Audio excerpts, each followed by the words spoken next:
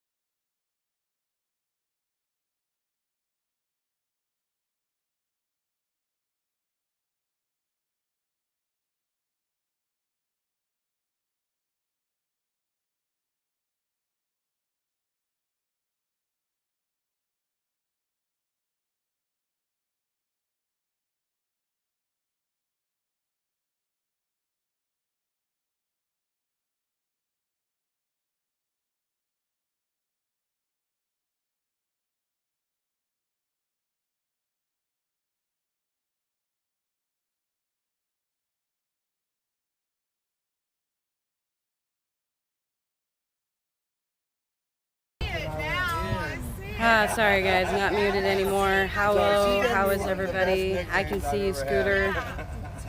Hey Sharon. Spider, David Letterman said hi. Hey Michael. Navy Mom. I'm reformed. I'm gonna do a little skill. Yeah, meditate now. You know David Letterman never, when he was on the Tonight or whatever, what did he do? The David Letterman show. David Letterman. He never wore the same pair of socks twice. That's scary. He would wear socks, have his people wash them, and then he'd donate. That's fine. That's Also quirky shit right there. Yeah, that's quirky. Well, I would just think it would be better just to donate new socks. Hey, Josh. dedicated, Josh. 3 nights in a row, man. Hey, if I could be here, I will. Yeah, baby. How did it go with that other gig today? It was actually good. We didn't have to do anything because there was no children there. The only way we were going to protest is if there was children. We had somebody on the inside texting us, so. Good deal. If I need to buy one, I will. No, we might be doing a protest. I heard that. I heard that.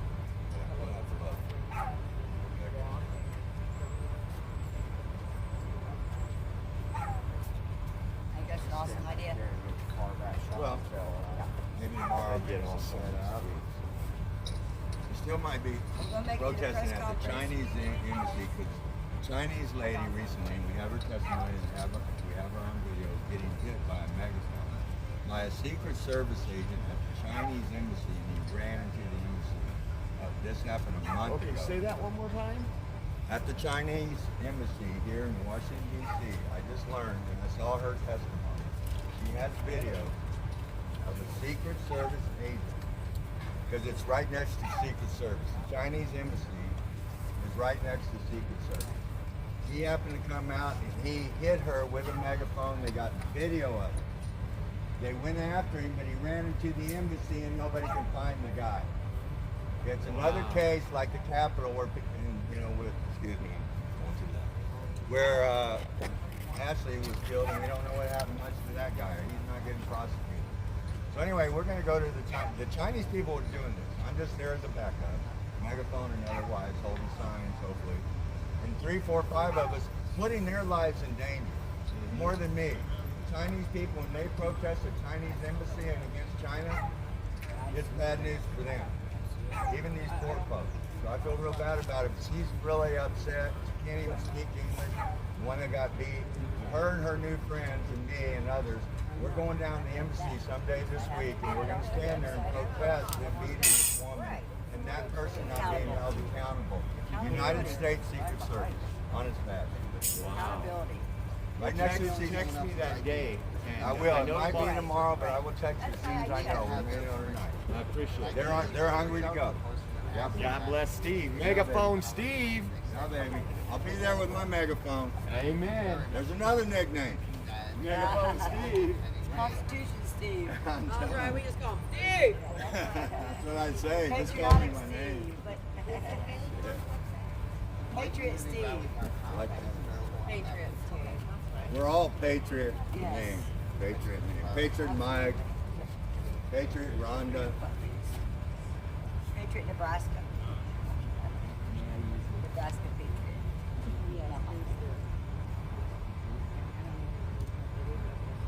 Oh, let me step back.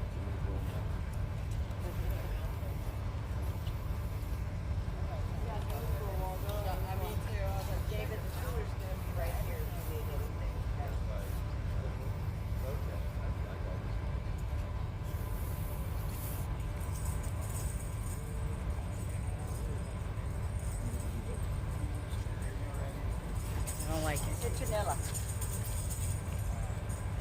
Citronella. Yeah. Yeah. Just the oil. Yep. Pure, 100%. Young Living got 100% citronella. That's what you use for your bugs. Put it in a spray bottle, just like the oil. I've probably got like 40 new mosquito bites today. That's no good. Hey, Jay.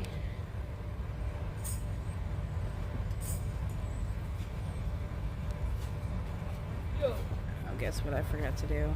What? Boom. Got Did you say Dave?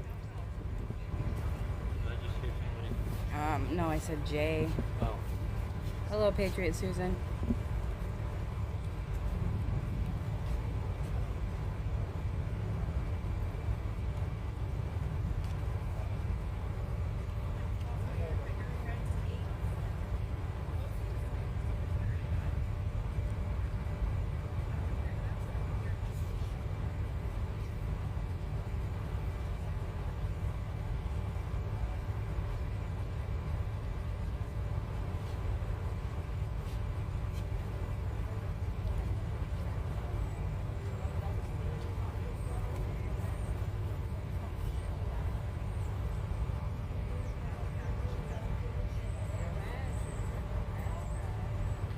Had a good day.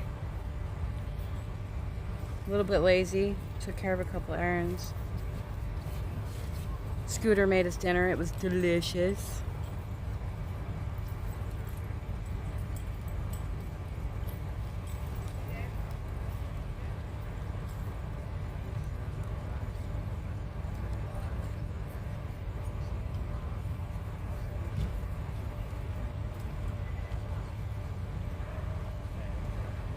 Hey, Mark.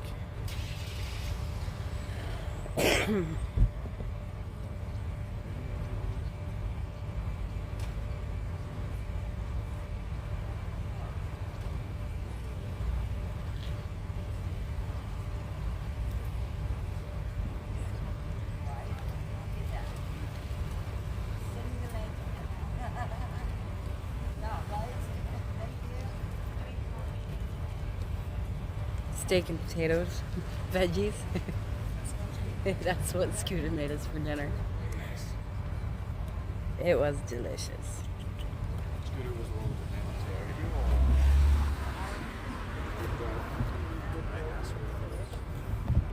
Wait.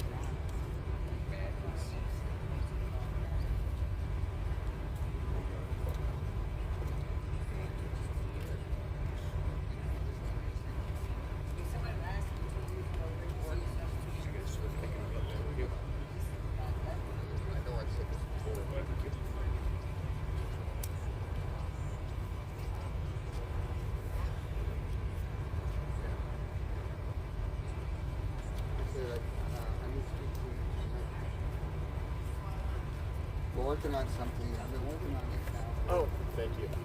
Thank you. Oh, no problem. No problem.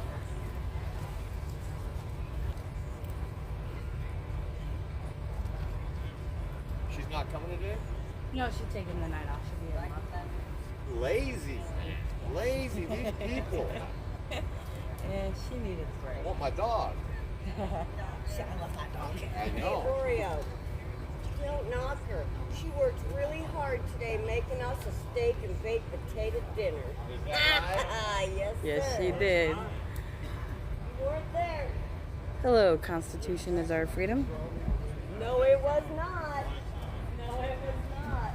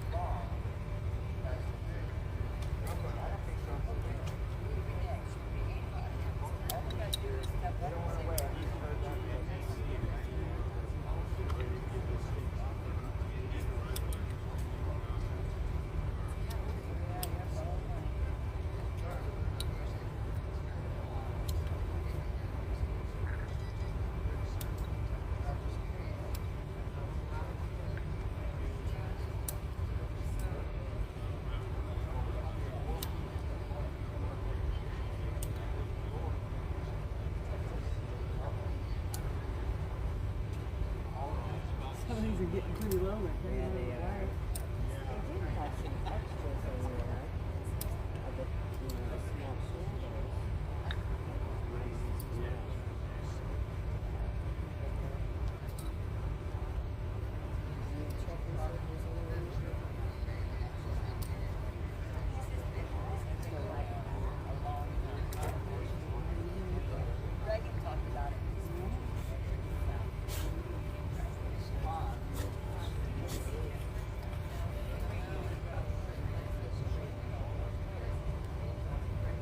I love that white squirrel. I have not heard the news out of Lincoln, Michael. What happened?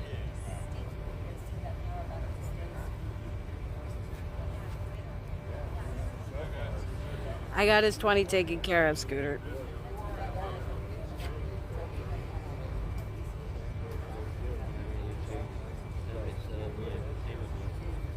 Nice.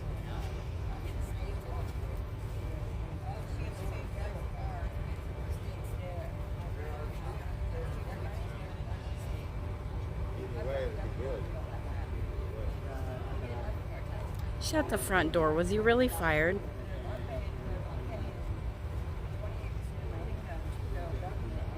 I'm gonna make him start all over again?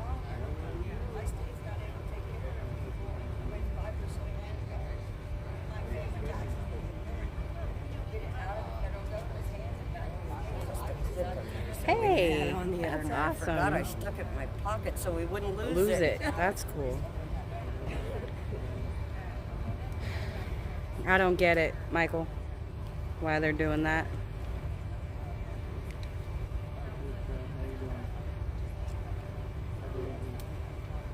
I haven't had more luck what I have my state legislature. And by all means,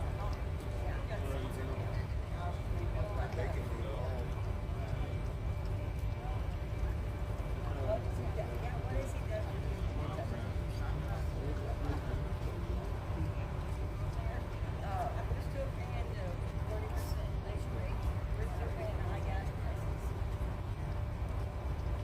Our people are still being treated justly.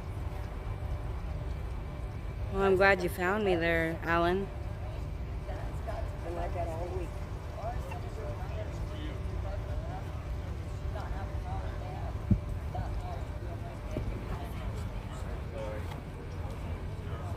You go stand in front of yours. Just kidding.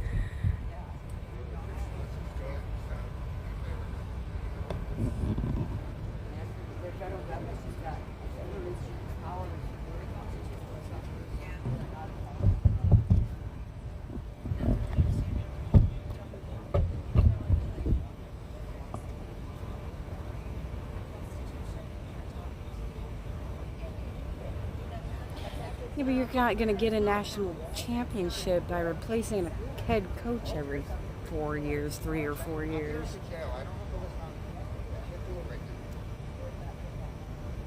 Stupid.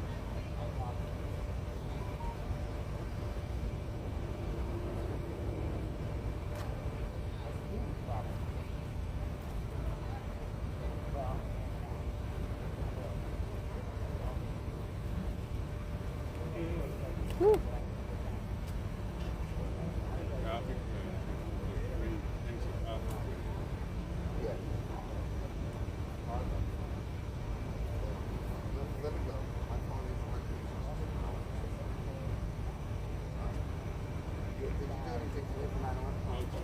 Always a beautiful day, William. God bless you. AJ's with his mama. I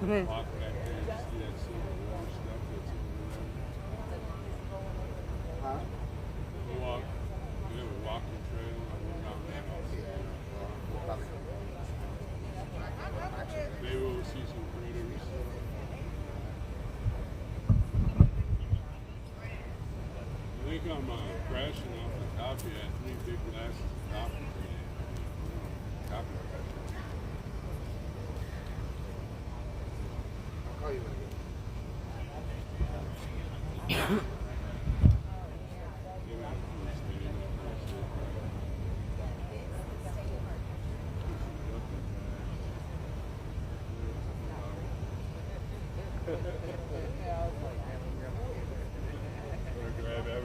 Hey, Mark, you'll love it. So, a little man calls me today. He goes, "Who is this?" I said, "This is your mother." He goes, "Is your refrigerator running?" You better go catch it. I said, "Yeah." He goes, "Well, then you better go catch it." Yeah. So you've been spending too much time with your dad.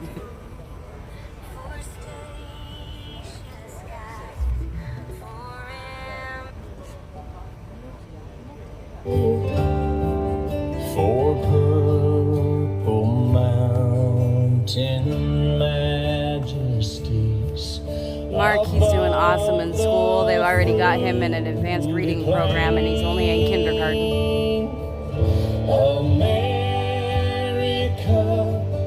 America, God shed His grace on me and crowned thy good with brotherhood from sea to shining sea. Oh, beautiful for heroes proved in liberating strife, who more than self their country loved, and mercy more than life. America, America, God shed His grace on thee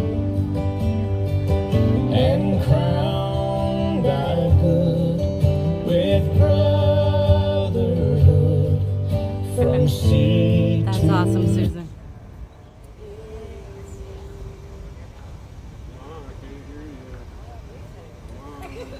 I did, Scooter. I'll let him know, Jay. on thy good with brotherhood from sea to shining sea. Oh, beautiful for heroes proved in liberating strife.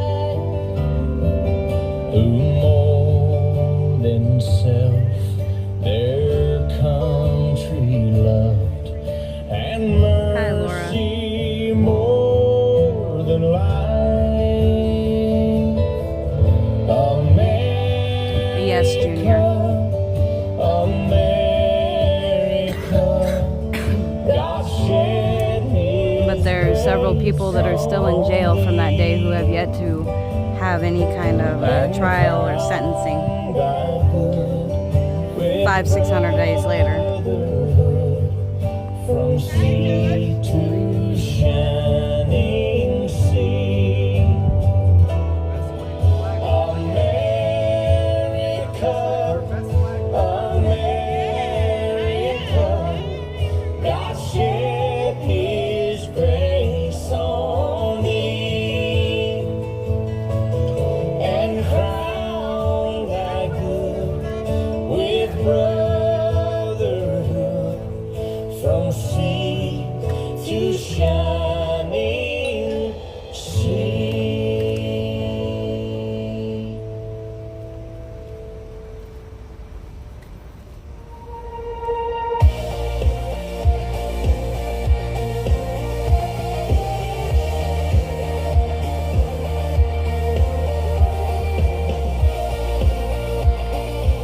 I'll find out again, Kimber.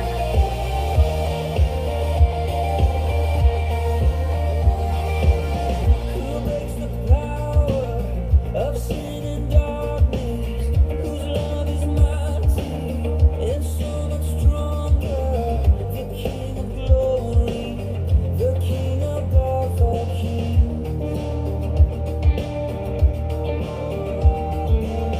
Who shakes the whole earth with holy thunder and leaves us breathless in awe and wonder? The King of glory, the King above all kings. This is amazing grace. This is unfailing love. That you would take my place.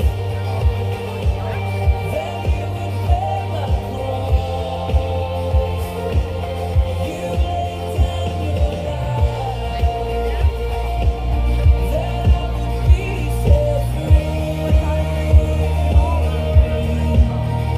Oh, Jesus, I sing for all that you've done for me. Junior, the fact that these people have been in a federal prison for 500-600 days without a trial is unconstitutional. And the treatment that they are receiving in there is horrible.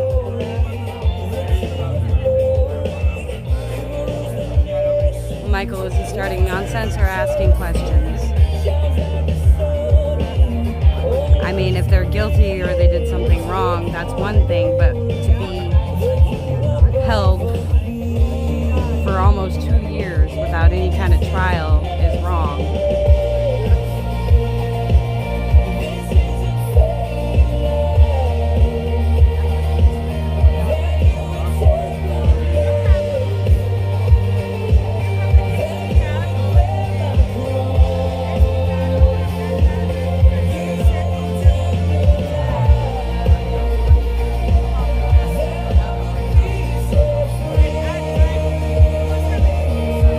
Right, Susan.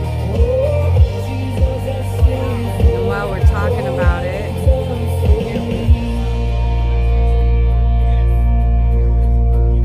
and for those who don't know,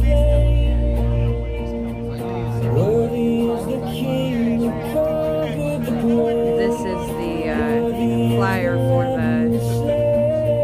rally for them coming up on the 24th.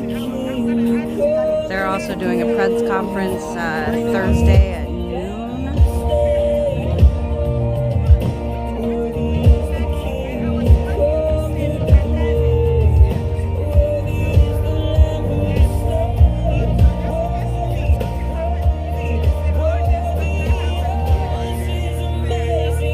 Junior, did you know that many of them were invited into the Capitol by DC police?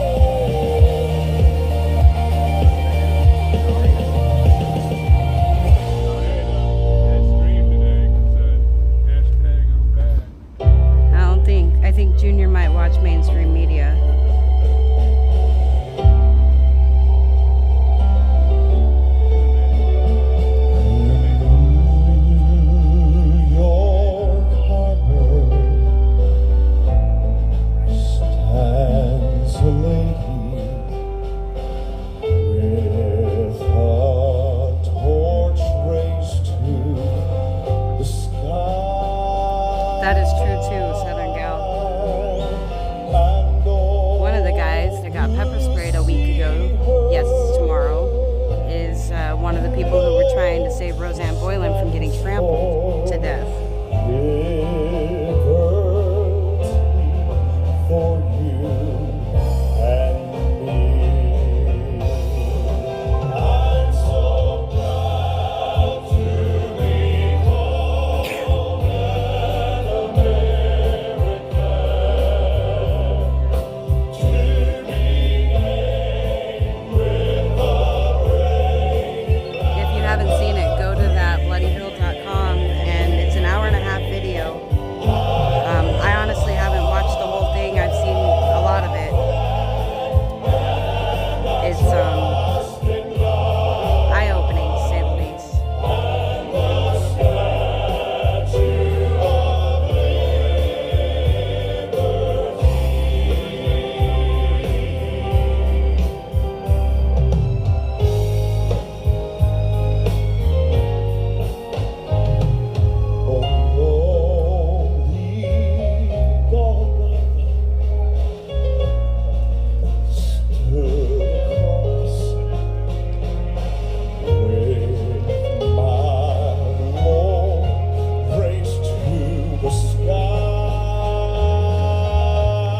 Junior, I encourage you to stay and listen.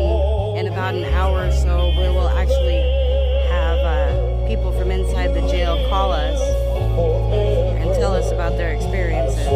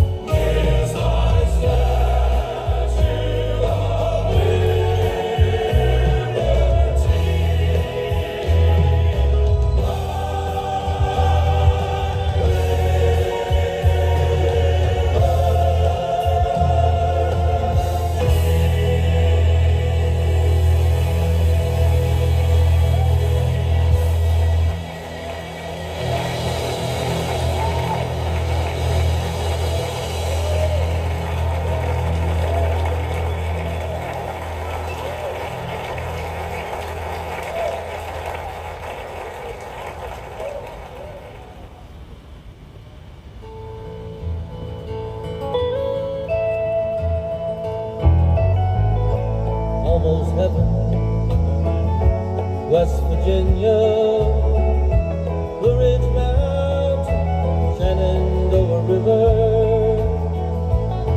Yes, Michael, they were set up.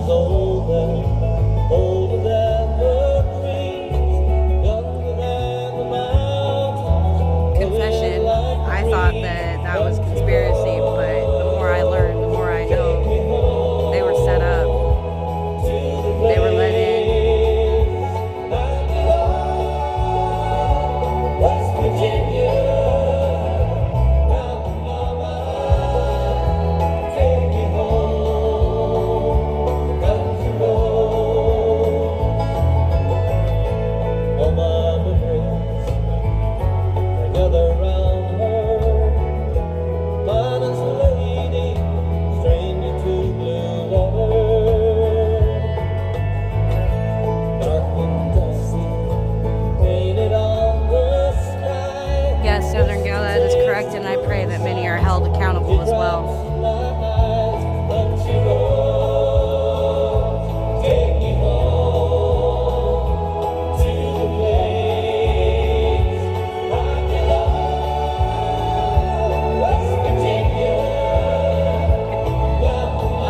past, I can't argue with that.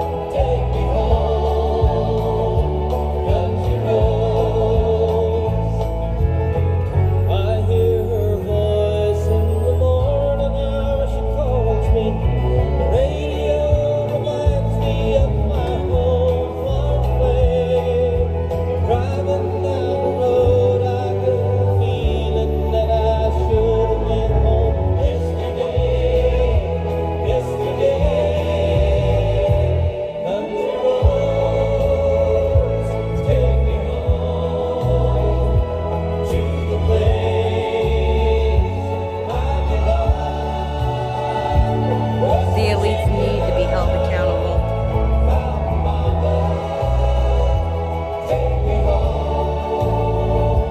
That's who the real battle is with. The elites. It's not a left or right thing. It's the elites.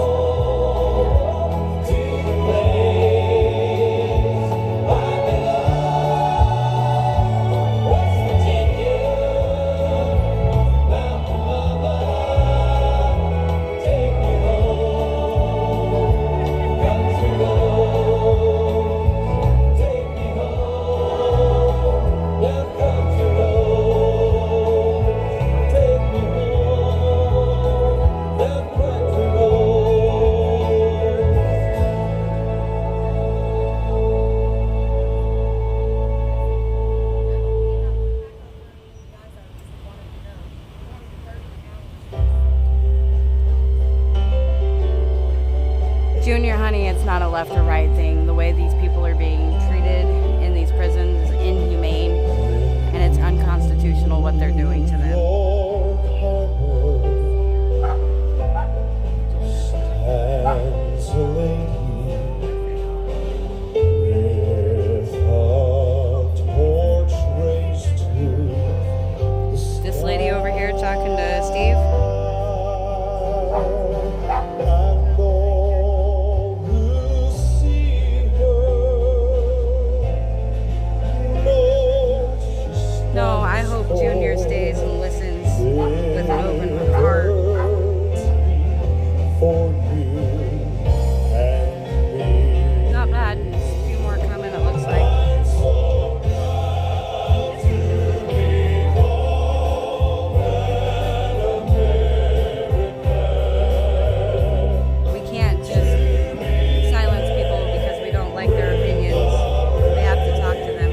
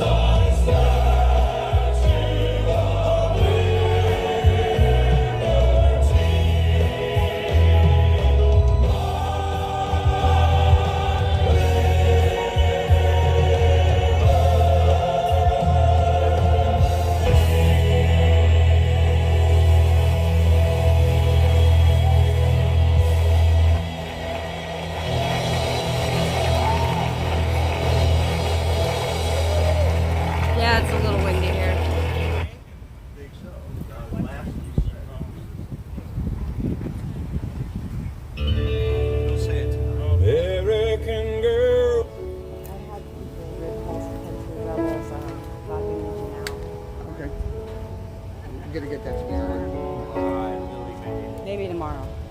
Yeah, we got a live plan for tonight. That's fine.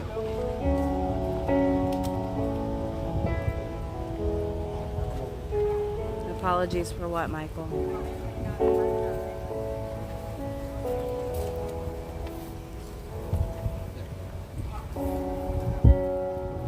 live stream is pointing this way.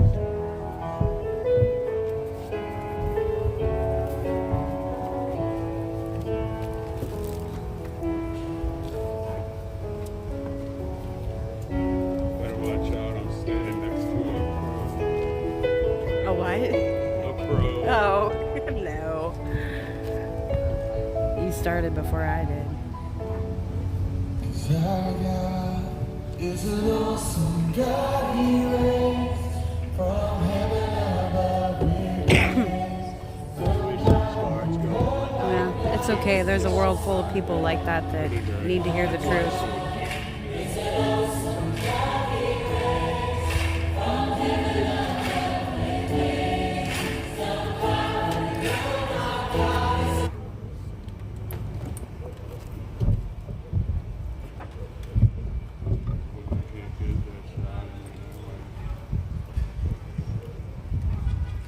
Welcome, everybody. Let's gather around for opening prayer. Thank you to everybody that's tuning in from the live streams. As many of you know, this marks the 21st anniversary of 9/11. So, at the beginning of this, I'd like to do a moment of silence and remembrance of those nearly 3,000 people that lost their lives on 9/11.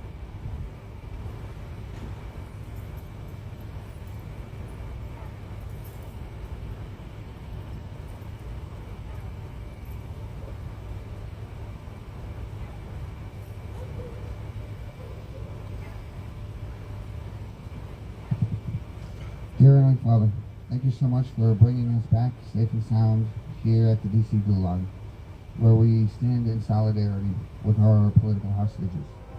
We just pray, dear Lord, that you would be with each and every single political hostage that we have around the country. I pray that you would be with them, give them strength, give them hope, and be with their families. I pray, dear Lord, tonight. I just pray that you might, you know the needs of each and every single one of them. And at times I know it's overpowering. And I just pray that in your matchless grace, that you would find a way to meet each and every single one of those needs. And I also pray tonight for Bart Shively. Bart Shively has been undergoing chemotherapy while indefinitely detained as a political hostage. And we just pray that you would be with him, surround him. I just pray for healing in his life and what he's going through. And I pray for his family as they're having to endure this on top of him being indefinitely detained. I also pray for all of the guys here behind us here in the DC Gulag. I just pray that you give us that are out here fighting for them. I pray that you would go before us, give us wisdom, guide our steps as we seek to try to get justice for these guys. And I pray all this in Jesus' name. Amen. Amen. Let's do the Pledge of Allegiance. I pledge allegiance to the flag of the United States of America and to the republic for which it stands, one nation, under God, indivisible, with liberty and justice for all. Airborne!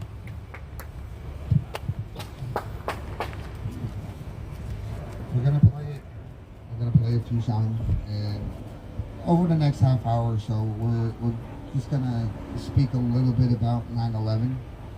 And a lot of people may not realize this, but in the aftermath of 9/11, we as the American people gave up a lot of liberties and freedoms. We did. Yes. We did. And at the time, we thought it was a good idea. In hindsight, it's those liberties and freedoms that we gave up that has resulted in these guys being where they are. Yes. So I'm going to speak on that in a little bit. But thank you everybody for joining us. Appreciate it. Thank you.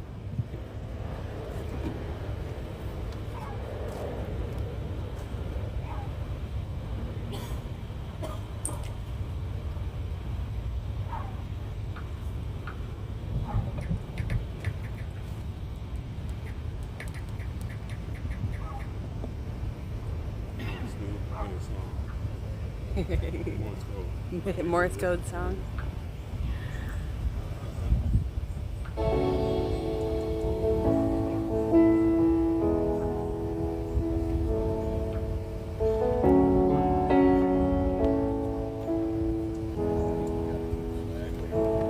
There it is. Look at those beautiful ladies right there.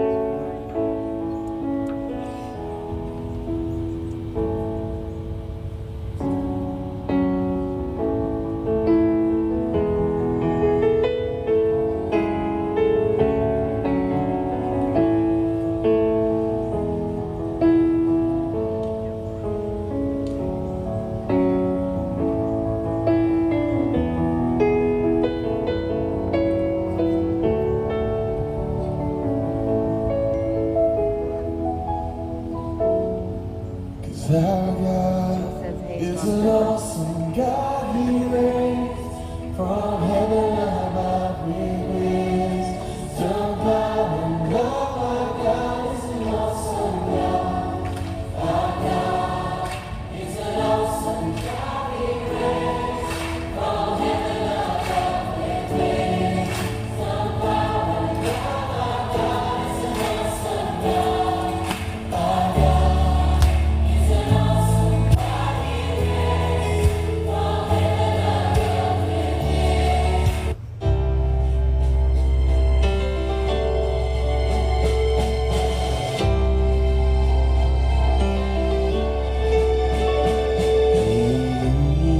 New York Harbor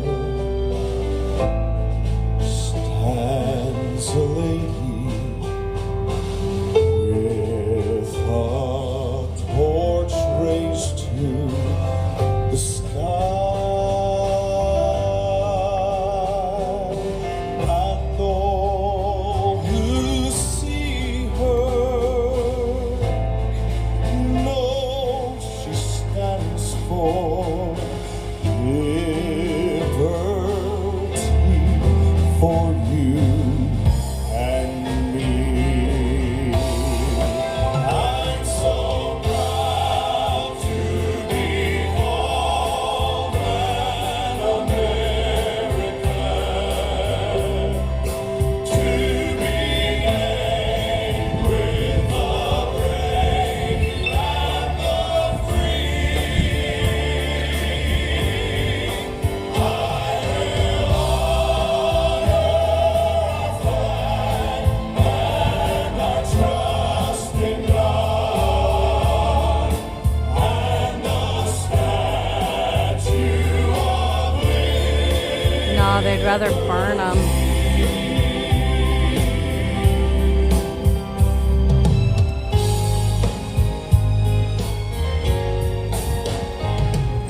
On the lonely Golgotha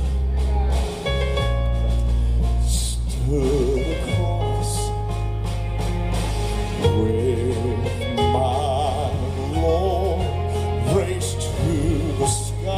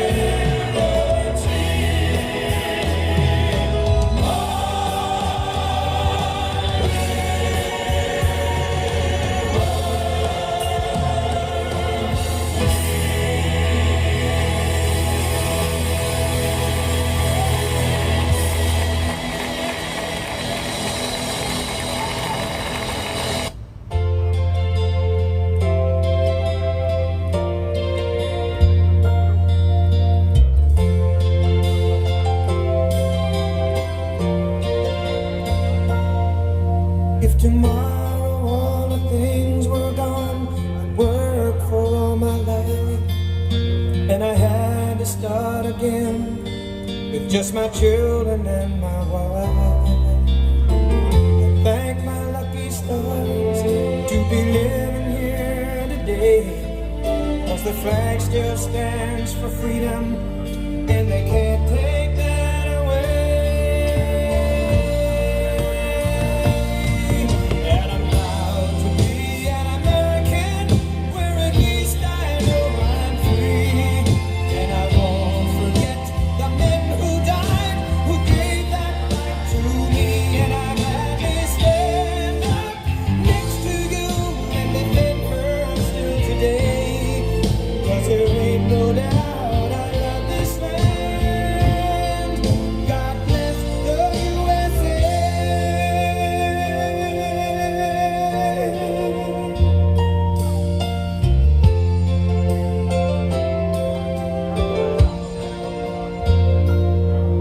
From the lakes of Minnesota to the hills of Tennessee, across the plains of Texas, from sea to shining sea, from Detroit down to Houston and New York to LA, where there's pride in every American heart, and it's time we stand and say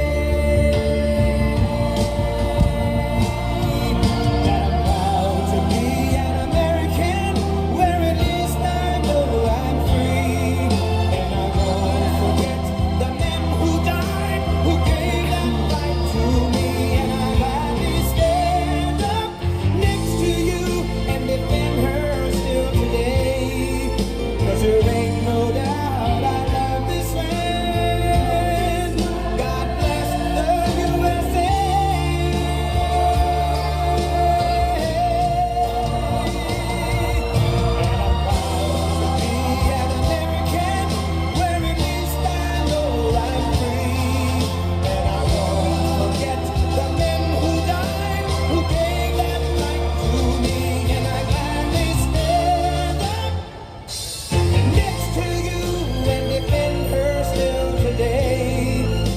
There ain't no doubt I love this land. God bless the USA.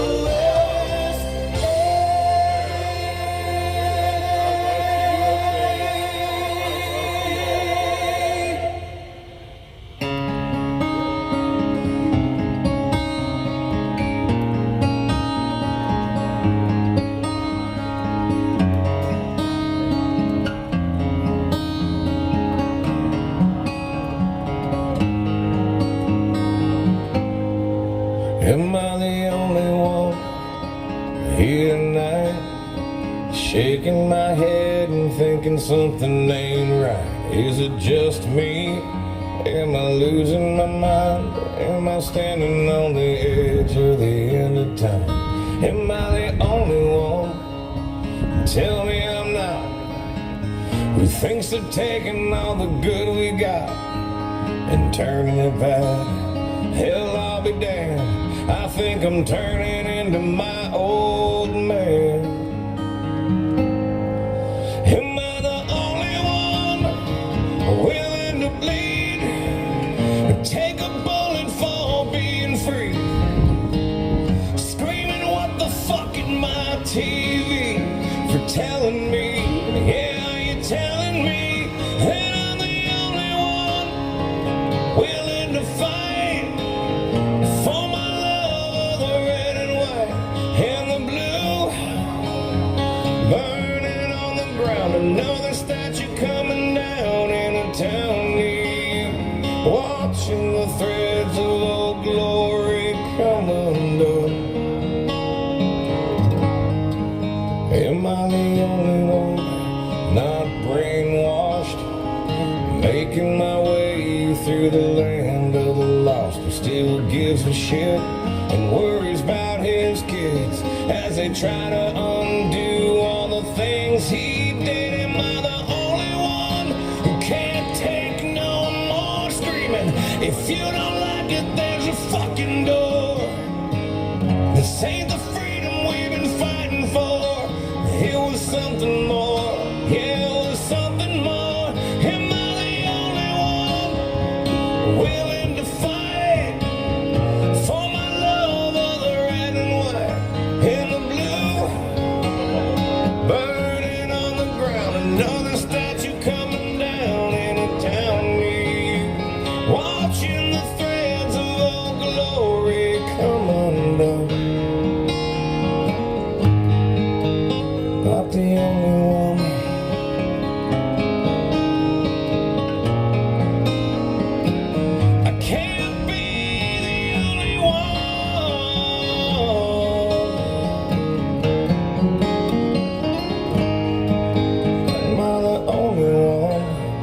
start singing along every time they play a Springsteen song.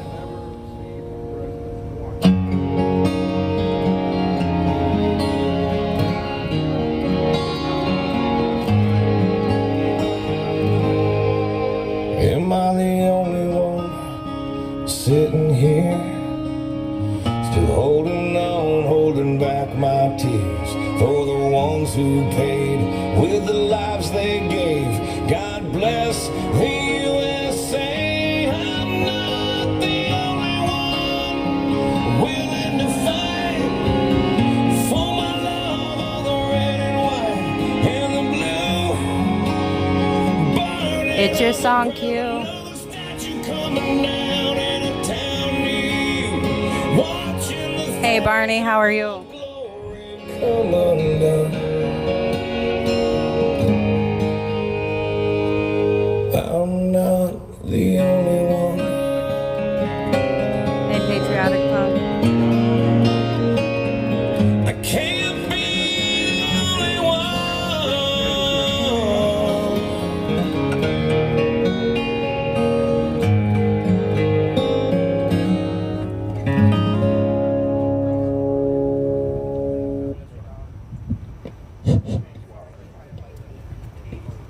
All right, I just want to read off, this is pretty much a recap of September 11th in a nutshell. The September 11th attacks were a series of airline hijackings and suicide attacks committed in 2001 by 19 terrorists associated with the Islamic extremist group Al-Qaeda. It was the deadliest terrorist attack on U.S. soil. Nearly 3,000 people were killed. The attacks involved the hijacking of 4 planes, 3 of which were used to strike significant U.S. sites. American Airlines Flight 11 and United Airlines Flight 175 were flown into the World Trade Center's North and South Towers, respectively, and American Airlines Flight 77 hit the Pentagon. United Airlines Flight 93 crashed in the field near Shanksville, Pennsylvania, after passengers attempted to overpower the hijackers. The plane was also believed to be headed to the U.S. Capitol building in Washington, D.C.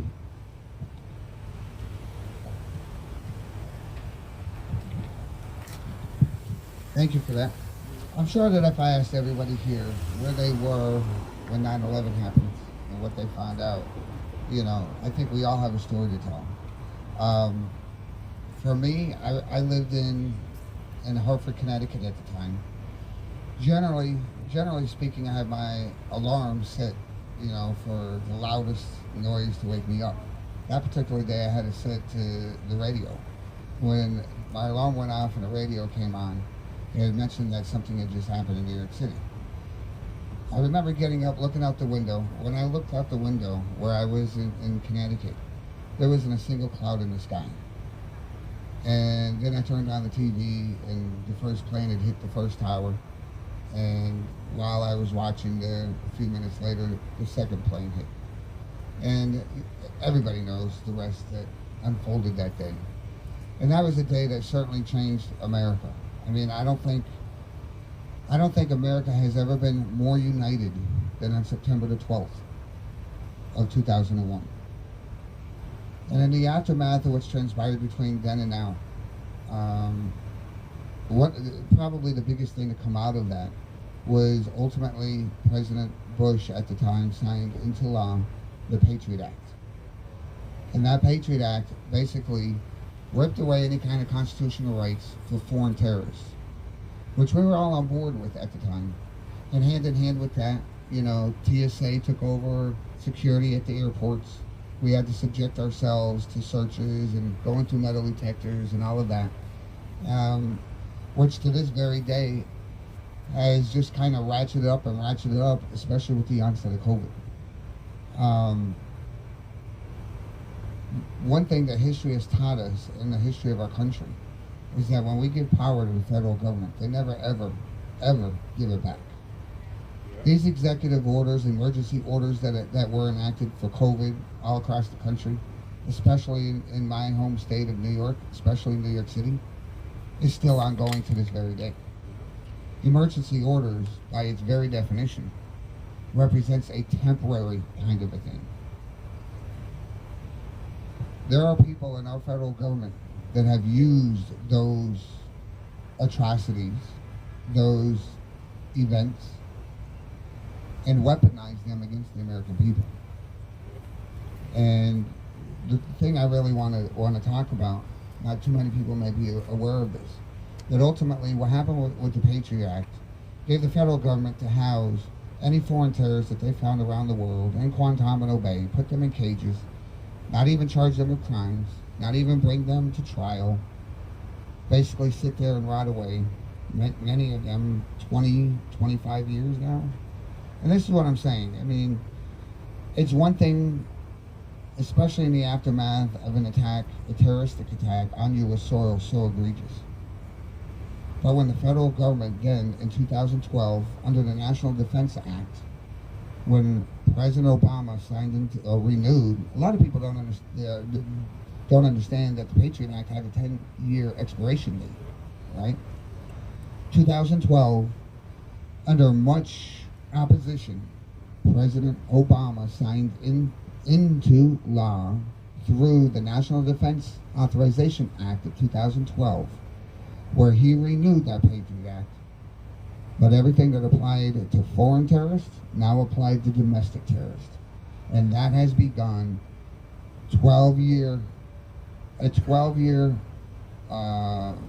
journey in the American government to begin designating anyone who is a threat to their power, not a threat to national security, their power, where we have repeated, and even before January 6th ever happened, we have many instances where the federal government in the dead of night would kick in the doors of somebody, haul them away to jail, not charge them, indefinitely detain them, all for pointing the finger at them and calling them a domestic terrorist. Many times, it's the result of social media posts. We have all said things on social media that maybe in the heat of the moment, it was really hyperbole. We didn't really actually mean it. But the moment that you take anything out of context, put it in black and white, really you can make any person say anything. And that's half of the reason why these guys are sitting in this facility right behind us. In the aftermath of Obama passing the National Defense Act of 2012, there was an organization called the ACLU, the American Civil Liberties Union. And they actually, I want to say, in the immediate aftermath of Obama signing that, a spokesperson for the ACLU came out and said this will go down in American history as one of its darkest hours. Because it then, under the guise of that, the federal government could unilaterally, at will, take away the constitutional rights of every single American. And to be honest with you, that in and of itself is unconstitutional. And the ACLU actually took 5 or 6 provisions of that over the next 6, 7, 8 years, straight to the Supreme Court, where it was shot down. And those very same provisions that the Supreme Court shot down are employed against these guys. Now, I'm not a lawyer. I like to play one on TV from time to time. But the one thing I will say is, we need lawyers. We need constitutional lawyers to look at what our federal government, how they're overstepping. They have, at this moment in time, become tyrannical. What they're doing right now with President Trump to subvert a future election, tyrannical. They have no business doing that. Right. And I don't know about how the rest of America feels, but I feel this. If they're allowed to get away with this kind of bullshit with President Trump, none of us stand a prayer. We are on the precipice of losing our country forever. And I can't overstate that. And so, while today is a solemn day, you know, being the 21st anniversary of 9/11 and the 3,000 people that lost their lives, the part of it that I want to highlight is we have heard time and time and time again, and this was actually just brought up the other day in the car, where we have politicians I want to say Kamala Harris is one of them, the latest one, that compared January 6th to being worse than 9/11. How incompetent, how ignorant, how mentally challenged do you have to be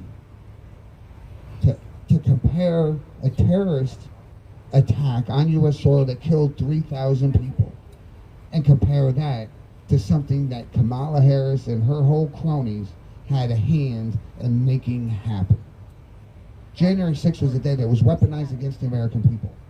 We had 2 million American patriots that loved their country. They weren't here to attack their country. They weren't here to storm the Capitol. They weren't here to do any of that. But people at the highest levels put provocateurs and instigators on the front lines that instigated a lot of that. And because of the actions of those instigators and provocateurs, and believe me, I'm here for justice. Anyone on those front lines that committed a crime that they ought to pay. But it ought to be equal payment.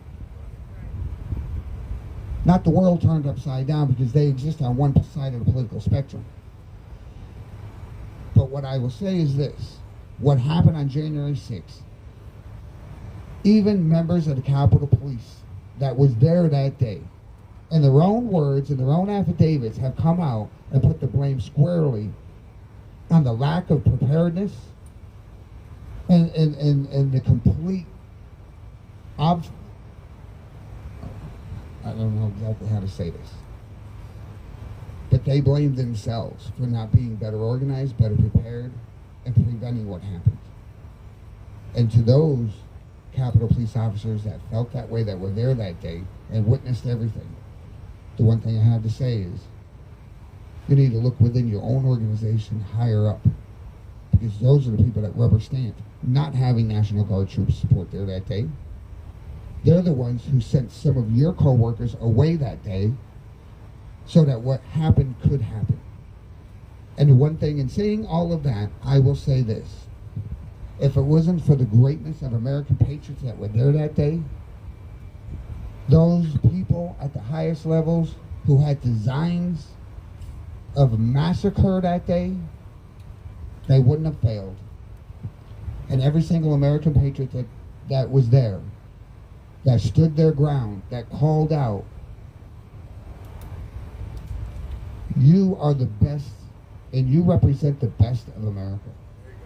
And I don't care what any politician wants to say. I don't care what any mainstream media person wants to say. I have literally watched thousands of hours of video. I know exactly what happened that day, and it is complicated. If you look at one thing, you can see one thing. If you stand in the shoes of the Congress representatives inside, you would naturally assume that you're under attack, that your life is being threatened. You had good law enforcement there that day. You had law enforcement screaming for other bad law enforcement, put your gun back in your holster. Everything happened that day.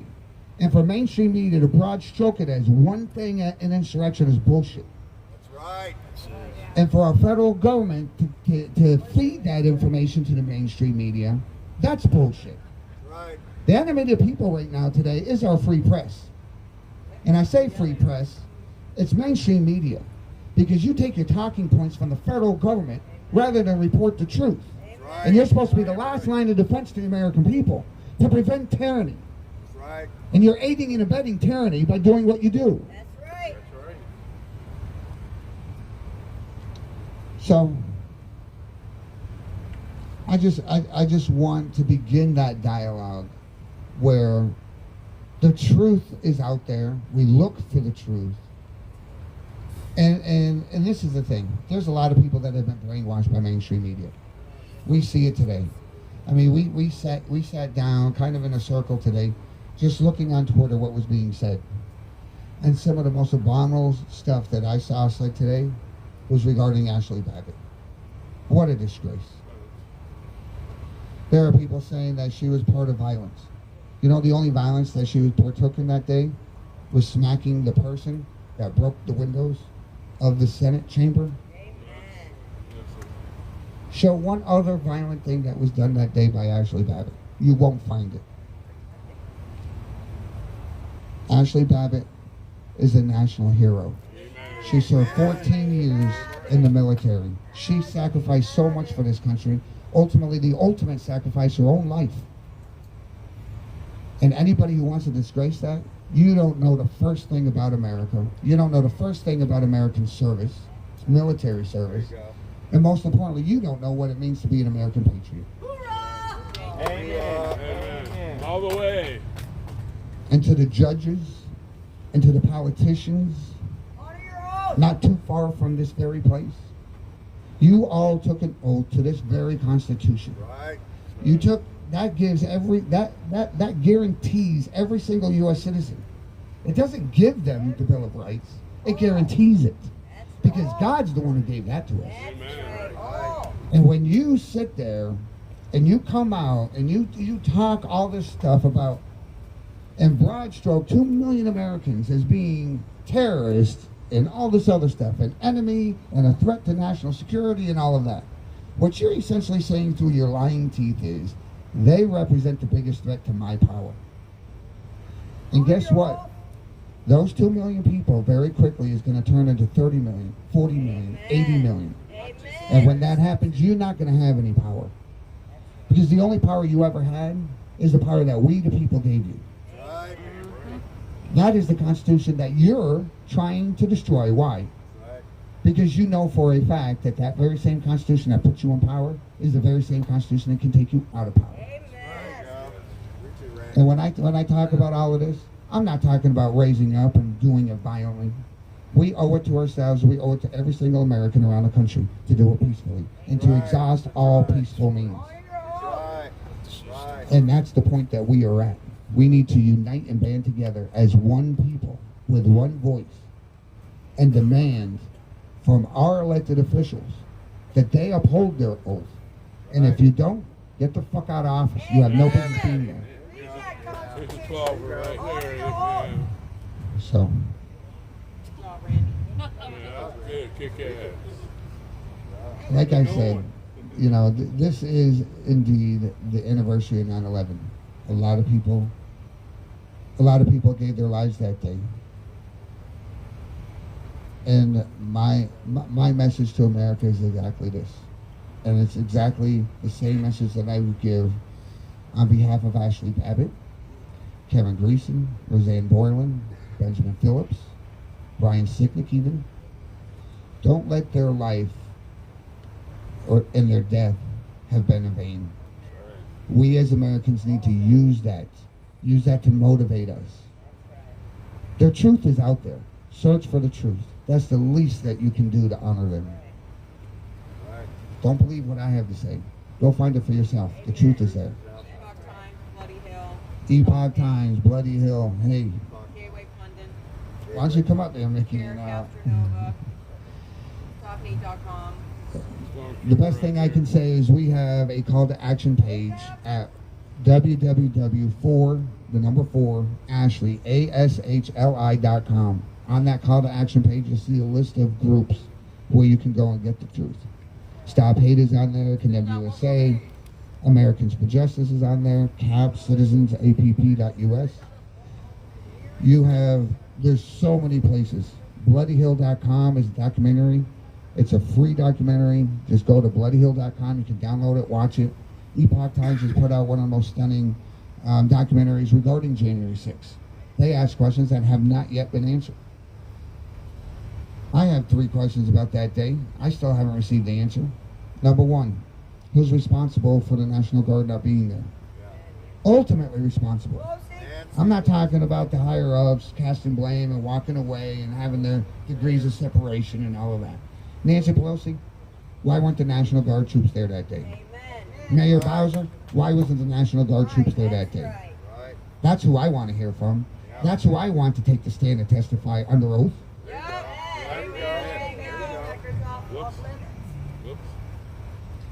The other question I have is why for the first time in the history of Washington, D.C., at a political event, did you not have a single counter-protester? Can you explain that one to me? I'll tell you why. Because there were no counter-protesters. There were provocateurs who put on Trump memorabilia, the MAGA hats, blended in with the crowd, and they started that shit. and the federal government allowed them. I want the federal government officials on the stand identifying those. Why haven't they been arrested? How come they're not sitting here? There you go. Right. Come on. Right. Be bold. Speak the truth. And the third question I have is, and this goes out to all the law enforcement officers that was deployed between the Washington Monument and Capitol Hill that day. And you know who you are. You know where you were. Why is it that after the Capitol got breached, not a single one of you ever deterred and tried to persuade people not to go to the Capitol? Any other city in the world, anything like that go out, immediately law enforcement makes a perimeter and they make sure nobody goes there. That didn't happen. Why? Great question. Because the radios and the logistics of that day was tampered with from people up top to make sure that the people in the streets, the law enforcement officers in the street, whose job is to keep people safe, they deprived them of it. Amen. Right. Those are the questions I want answers Shut to. up. And I've been involved in this for a year and a half. I don't even hear many people asking those questions, let alone demanding answers. Every single American deserves answers to those very questions. There you go. And I, for one, will not rest. I will not stop this fight until I get those answers and the American people get those answers. There you go. So, USA. having said all of that, you know, we are here to stand in solidarity with our political hostages. Right. Mickey, what day are we up to? 611? I believe so. It's 612. I haven't checked today, but I'll take that. Today marks 612 days of the Jan 6 political hostage crisis. One of the things that I'm also going to mention, I'm just going to throw out there, here at Americans for Justice, we are in the process of launching a podcast. That podcast is Justice and Jeopardy. A featured part of that podcast will be giving that update, day number, whatever it is, of the J6 political hostage crisis. It's going to be a podcast that focuses primarily on the day-to-day reporting news of January 6th. I would invite everybody to make it a point. We'll probably, I would say over the next week, we're going to deploy the first episodes of it. Please share it out.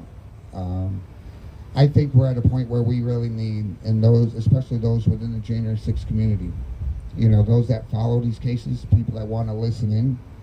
One of the things, and one of the reasons why I think a lot of the judges in this case and a lot of the bullshit that's happening in these courtrooms here in D.C., they're getting away with it, is because they're closing a lot of it to the public.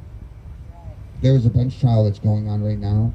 I believe it's Judge McFadden who made it so that nobody can call in and listen to what goes on in that courtroom during the trial. Every American has a constitutional right to a public trial. That's right. And these judges are subverting that very constitutional right. That's right.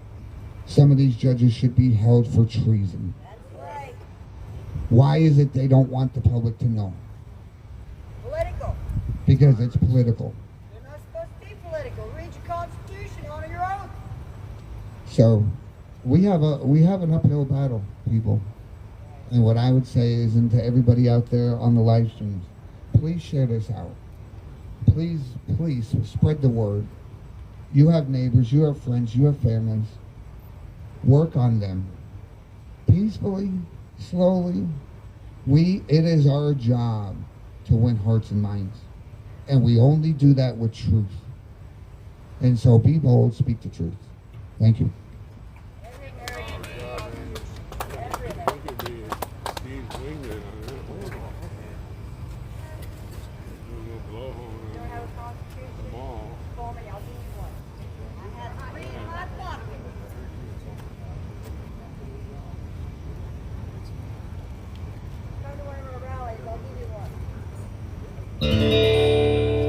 American girls and American guys, we'll always stand up and salute. We'll always recognize when we see old glory flying.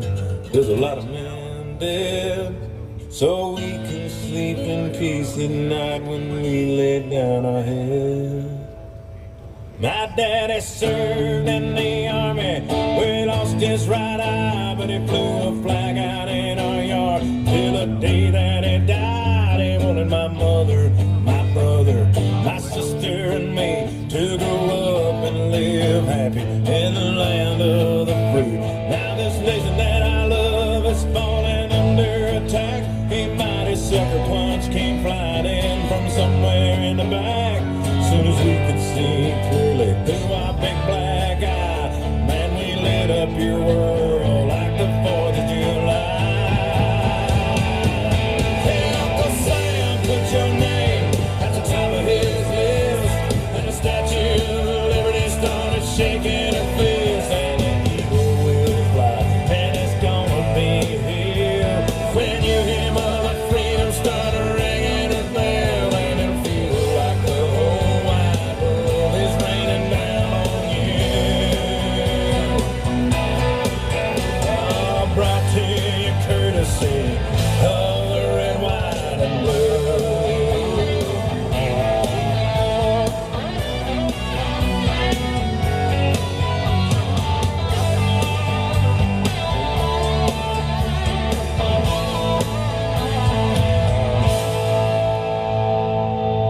Oh, justice will be served and the battle will rage. This big dog will fight when you rattle his cage, and you'll be sorry that you mess with the U.S. of A. 'Cause we'll put a boot in your ass, it's the American way. Hey, Uncle Sam, put your name at the top of his list, and the Statue of Liberty started shaking her fist, and the eagle will fly, and it's gonna be hell when you hear Mother Freedom start ringing her bell, and it'll feel like the whole wide world is raining down on you. Brought to you courtesy of the red, white, and blue.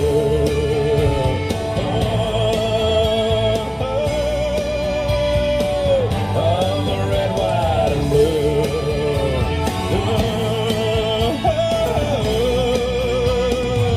Of my red, white, and blue. Yeah. USA! USA! USA, All the way. USA, All the way. USA, All the way. USA, All the way. USA. All the way. All the way. One of the things I wanted to say earlier and hit on, today is also the 10th anniversary of Benghazi.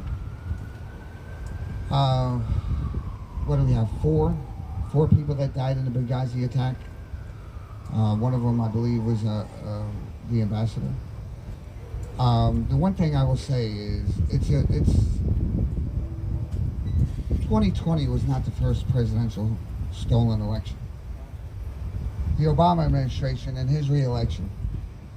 Let's quickly recap a lot of the and this is the thing I laugh when I hear that there was absolutely no scandals in the Obama administration. How quickly do we forget the gun running scandal, the IRS scandal, which single-handedly destroyed the Tea Party movement, which I will say, you know, in the midterms of the first President Obama term, the Tea Party single-handedly flipped enough seats in the House and the Senate. I think the greatest amount in the history of America in one midterm election, and made the rest of his presidency a lame duck session. I don't think many of us remember that. But the more importantly, I will say is, by the Obama administration attacking the Tea Party, like they did, in combination with Benghazi and the lies that they put out about Benghazi, Hillary Clinton right at the front of that. If it wasn't for those two things, Obama never would have been reelected. That was a stolen election, and we don't even talk about it. Reagan talked about it in his speeches before he even became president. And so, I mean, that's one thing that I just want to mention. And those that died on that day in Benghazi, you know, let's keep them in our thoughts and prayers, and their families in our thoughts and prayers.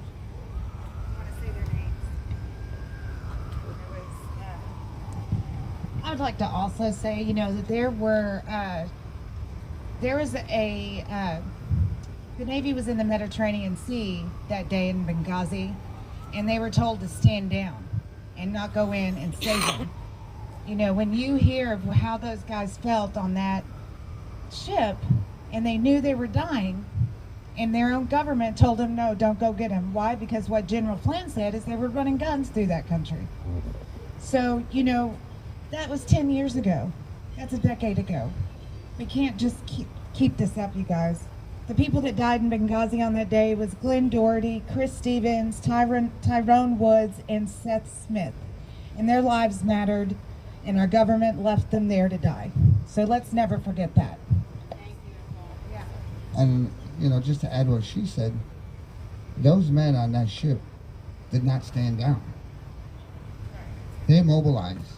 And I want to say they mobilized medical forces, I believe, in Tripoli or some other forces. And they went and because of the heroic, brave acts, that could have been a massacre that day. And had they done what the president, Secretary of State, whoever it was, they gave those orders to stand down, had they done that, most likely there would have been at least 100 Americans dead. So.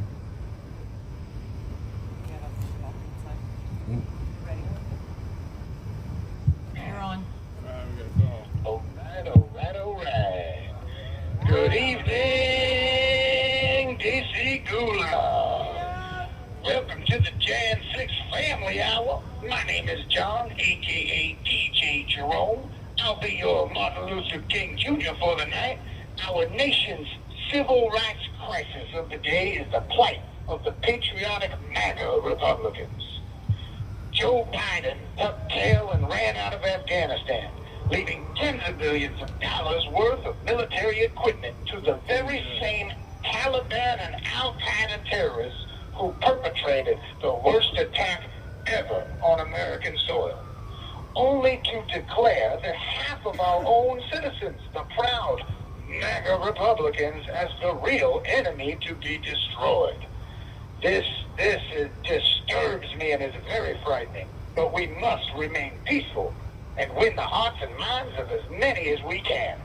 I have a dream that one day we will be judged by the content of our character and not the color of our MAGA hats. Amen. I am broadcasting to you live from inside a place that can crush a man's spirit. It's so bad I feel worse than Merrick Garland at a school board meeting. I am here in the disgusting DC Gulag. We have a fantastic show for you tonight. Our amazing Patriot appearances will make you feel happier than Dick Cheney on a warpath. Then at 9 p.m., we will sing our national anthem with more pride in our country than when Osama bin Laden was shot in the head. Let's not forget that Vice President Biden did not want that raid to happen, unlike the raid on Mar-a-Lago. Right. Before we get the show started, I would like to thank you all for showing up and for those watching online. You are the great MAGA Republicans this country so desperately needs for freedom, liberty, and justice to reign for all. God bless you. Please share this live stream with every media contact and politician you can. I don't care if it's Liz Cheney's gender reassignment doctor or the genie that granted Al Sharpton his wish to be a walking Pez dispenser. It really does make a difference. Thank you. Now for the incredible and sensational Harriet Tubman of our age, but much more beautiful, our civil rights leader among civil rights leaders, our very own sweet Mama Mickey.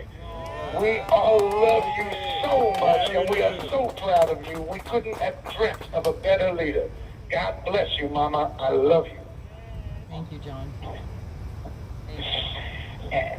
And if anyone would like to support our movement, please visit www.forashley.com. That is the number 4, Ashley with an I.com, 4ashley.com.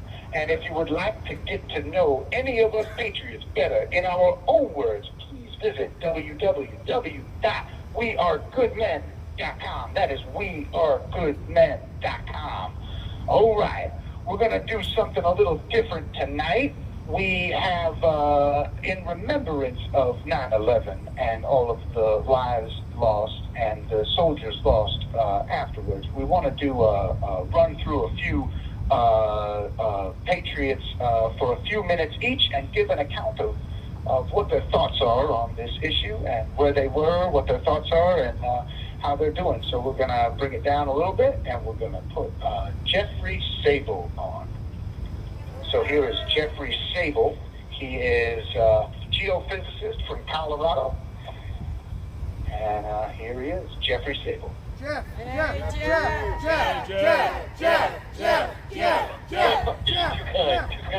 kind. First off, again, thank you very much for everybody that's there and all your support. I know I said it before, and I'll say it again. You have no idea what it's like to look out our windows and to see, well, as much as we can, as we look sideways, to be able to see you guys. It's tremendous to see you. It's a tangible thing that we can feel that, you know, look, there's people that are with us. You know what I mean? So thank you very much. Yes, thank Love you. It's nice to know it's nice to know you guys appreciate us out here because, you know, we appreciate being here. So God bless you. Thank you so much. Okay, as far as 9/11 goes, or as far as my where I was at and whatnot, I was actually on an island of the in Alaska. It's on the Aleutian Chain. It's 1,400 miles west of Anchorage. It's about 800 miles from Russia. It's the island of Adak, A-D-A-K. It was a military base back in World War II, and then it was part of a, let's just say, I don't say secret, but it was used up until about 1992 or so. Anyways, I was there doing my normal geophysics ordnance removal type job, and on the morning, early in the morning, I don't know if it was 2 in the morning or 3 in the morning, I don't know, but I was woken up. Something literally just, I woke up and I had this feeling that something wasn't right. Something was wrong. I could not place it, so I called my ex-wife now. I called her up, and she was like, "Okay, everything okay?" I said, "Yeah, everything's fine. How about with you? Everything okay?" "Everything's fine." "Okay." We chat a little bit, and all right, talk to you later. And then again, I don't remember what time it was. It was 2 in the morning, 3 in the morning, 4 in the morning, whatever. And then I turned on the TV, and sure enough, I see the Twin Towers, you know, and this is before they fell. And yeah, then saw them fall. It absolutely devastated me. I work for nothing but military folks, and the whole job, they technically shut the job down for the day on account of weather, but it was, of course, not really the weather, it was the cause. And it made everybody both sad and angry. And it was a very, very, as we all were, a very emotional time. I'll never forget. Anyways, so that's my story of where I was and what I was doing. So I will once again thank you for everything you guys do with your time, and I will be handing the phone off to the next gentleman that's here. So God bless you all, and God bless America. Everybody says thank you for your story, thank you for your service, and we love you. Thank you. I was never in the military, for the record. I've always just been a contractor. So, Okay, well, you were up in Alaska doing good things, so there you go. But I appreciate you setting the record straight. Thank you. Thank you. Thank you. All right, hold on. And here's the MC. All right, all right. Next up, we've got 33-year-old Julian Cater. He is from Lebanon. He was in Lebanon on 9/11. And here is Julian Cater.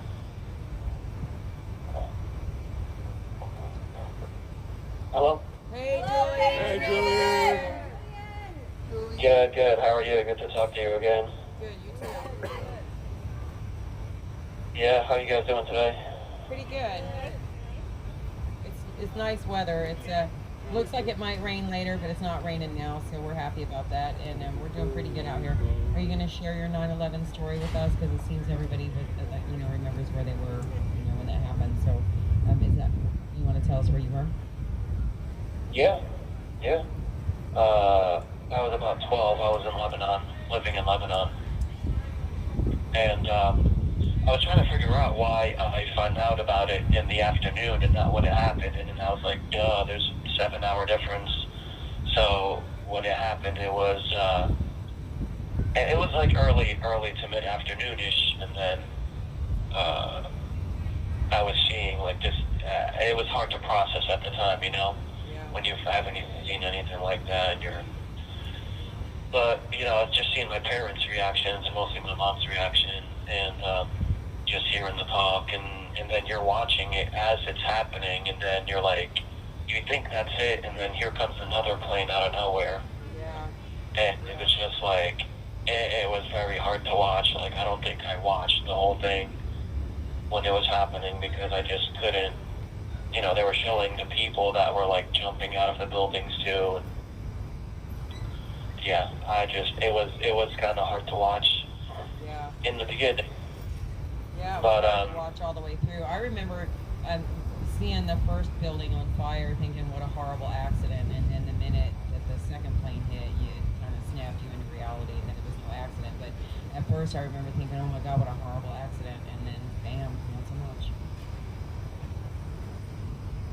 Yeah, I mean, it wasn't easy, but then you have all these questions, right? Then you were seeing the plane, the one that landed in Pennsylvania, and then you see the one hit the Pentagon, and it was a lot to process at once, Yeah. Since nothing has happened like that in our lifetime or before at that time. But yeah, it wasn't easy. But then I was young, and then people over there were just kind of like rubbing it in my face, since I was like the only American guy in that school. So it was, it was kind of hard to process at that age, yeah. Yeah. It's hard to process at any age, but I can imagine, your particular, your location at the time probably made it even harder, and, being the only American in the school had to be difficult for sure. Yeah, so, that was my story. Thank you for sharing. Yep. Yeah, thank you. I ended up doing did I tell you about the workout that we were doing today? You did not. For all the flight. This is Nikki, right? Oh, yeah. You told me you guys were going to walk those stairs. How'd that go? Yeah, I'm like, my legs are done. So I also did it. Well, I also did it in your honor and in the honor of Roseanne Boylan's family too. So it's not just 9/11, because we're also going through our own thing here too. So gotta always keep that in mind. Well, you know what? Thank you, and thank you for reminding me of that. You guys, good for you guys. How many of you did it? I just know me and one other person, but Mac, and I think one other person was supposed to do it with us, but Mac is not here anymore. He got taken out. Yeah. And I started doing it early, and a lot of people weren't out on rec yet because they do like 2 different tiers out on rec. Right. But since I'm on detail, I'm out pretty much most of the day. Well, thank you for that. So, Thank you for that. yeah. Of course, yeah, we're always thinking about you guys and praying for you. I prayed for you today during our Bible study, so just so you know. Thank you. We appreciate that. All right, yeah, hang in there, and yeah, I'll be in here for a couple more months, so I hope to talk to you soon. Okay, you too. You too. All right, I'm gonna put you back on with John. Okay, thank you. All right, have a nice day. Thank you, Patriot! God bless. You have 1 minute left. Hey, okay, I'm gonna call you right back, and I'm gonna have a U.S. Army medic, Billy Cressman. But I have a quick question for Tommy Tatum. Tommy Tatum. Tommy Tatum. If you can hear me, or Randy or Tommy. He's coming right now. What's your question?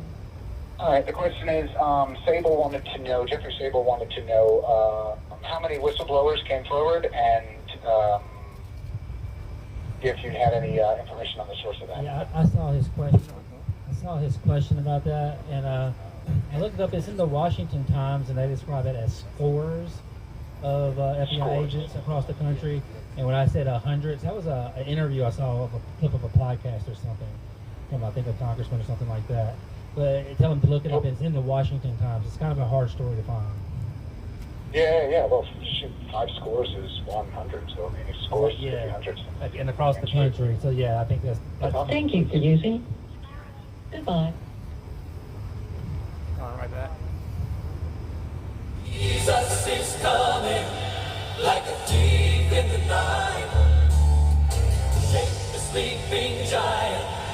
It's time to arise and wake up, America.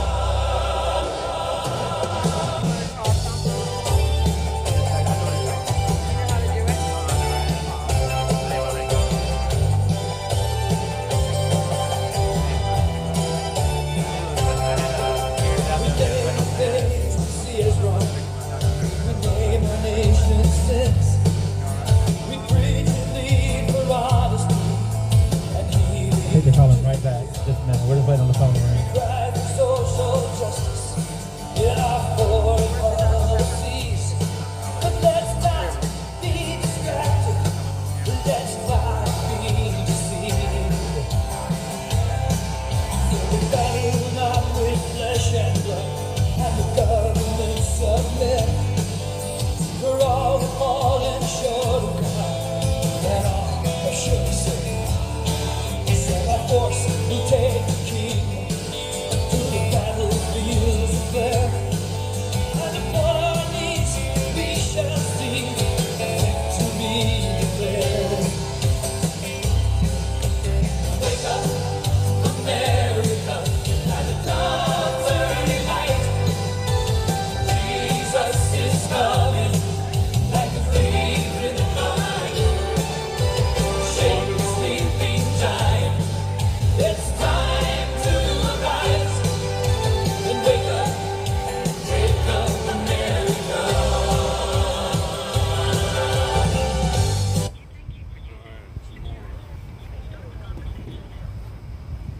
Hey, is this Jeff again? No, this is John talking to you.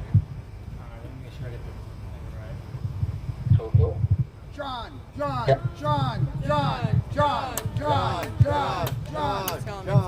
Okay, hey, this is Tommy. You're live with everybody. All right. What were they just chanting? John. All the way. All the way. Yeah, so just that story, tell them to look. It's in the Washington Times. The Washington Times. Cool. Yeah. Thank you so much. I really appreciate it. Yeah, we're always trying to soak up the knowledge when we can. Yeah, that's not, they want to keep that one hidden a little bit. So there's a little digging for that one. Oh yeah, that gives us hope. There's whistleblowers. Thank you so much for that. I was just looking through the headlines today for anything, related to us. That's helped, since it's September the 11th, all the news is about that. So nothing really today in the news Sunday, but I'm sure we'll have something for you tomorrow. No, all good. Thank you so much. I really appreciate it, Tommy. You've really been kicking serious ass, man. I really appreciate it. Thank you. Got a group here, and gonna see if anybody has questions. Questions from the live streamers. Anyone? Anybody? Because I see questions in the chats all the time. Hey, go ahead, Got John. any questions? Yeah, I mean, if you got some questions. We're rallying them up right now. Oh, okay. Anybody got any questions in here, Bugs? Come on, Stormtrooper. I got one You coming for you right some now. The Chrome Brigade must have. John, I just wanted you to convey to the veterans that I have contacted the VA National Coalition for PTSD through an email today, so I'm hoping for a timely response on that. Awesome. Is this Mrs. Birch, by any chance? No, this is Sherry. Sherry, I love you, Sherry. You're awesome. You're Thank you, amazing. John. So are you. I saw the other day people asking how they can send you guys books and things like that, and I always keep in mind there's new streamers watching all the time. So Yeah. I know there's a little bit of a protocol for that. So if you can maybe tell people how to do that and what kind of books you guys would like. Well, I mean, all kinds of books, I guess. I mean, it just depends on who you ask. I mean, I always prefer non-fictions, but I'm also, it has to come from the publisher or from like Amazon. You can't just send it from your house, and then you just you mail it to the facility, and they'll give it to us in about 7 months, and then we'll be able to read it. Yeah, I'm telling you.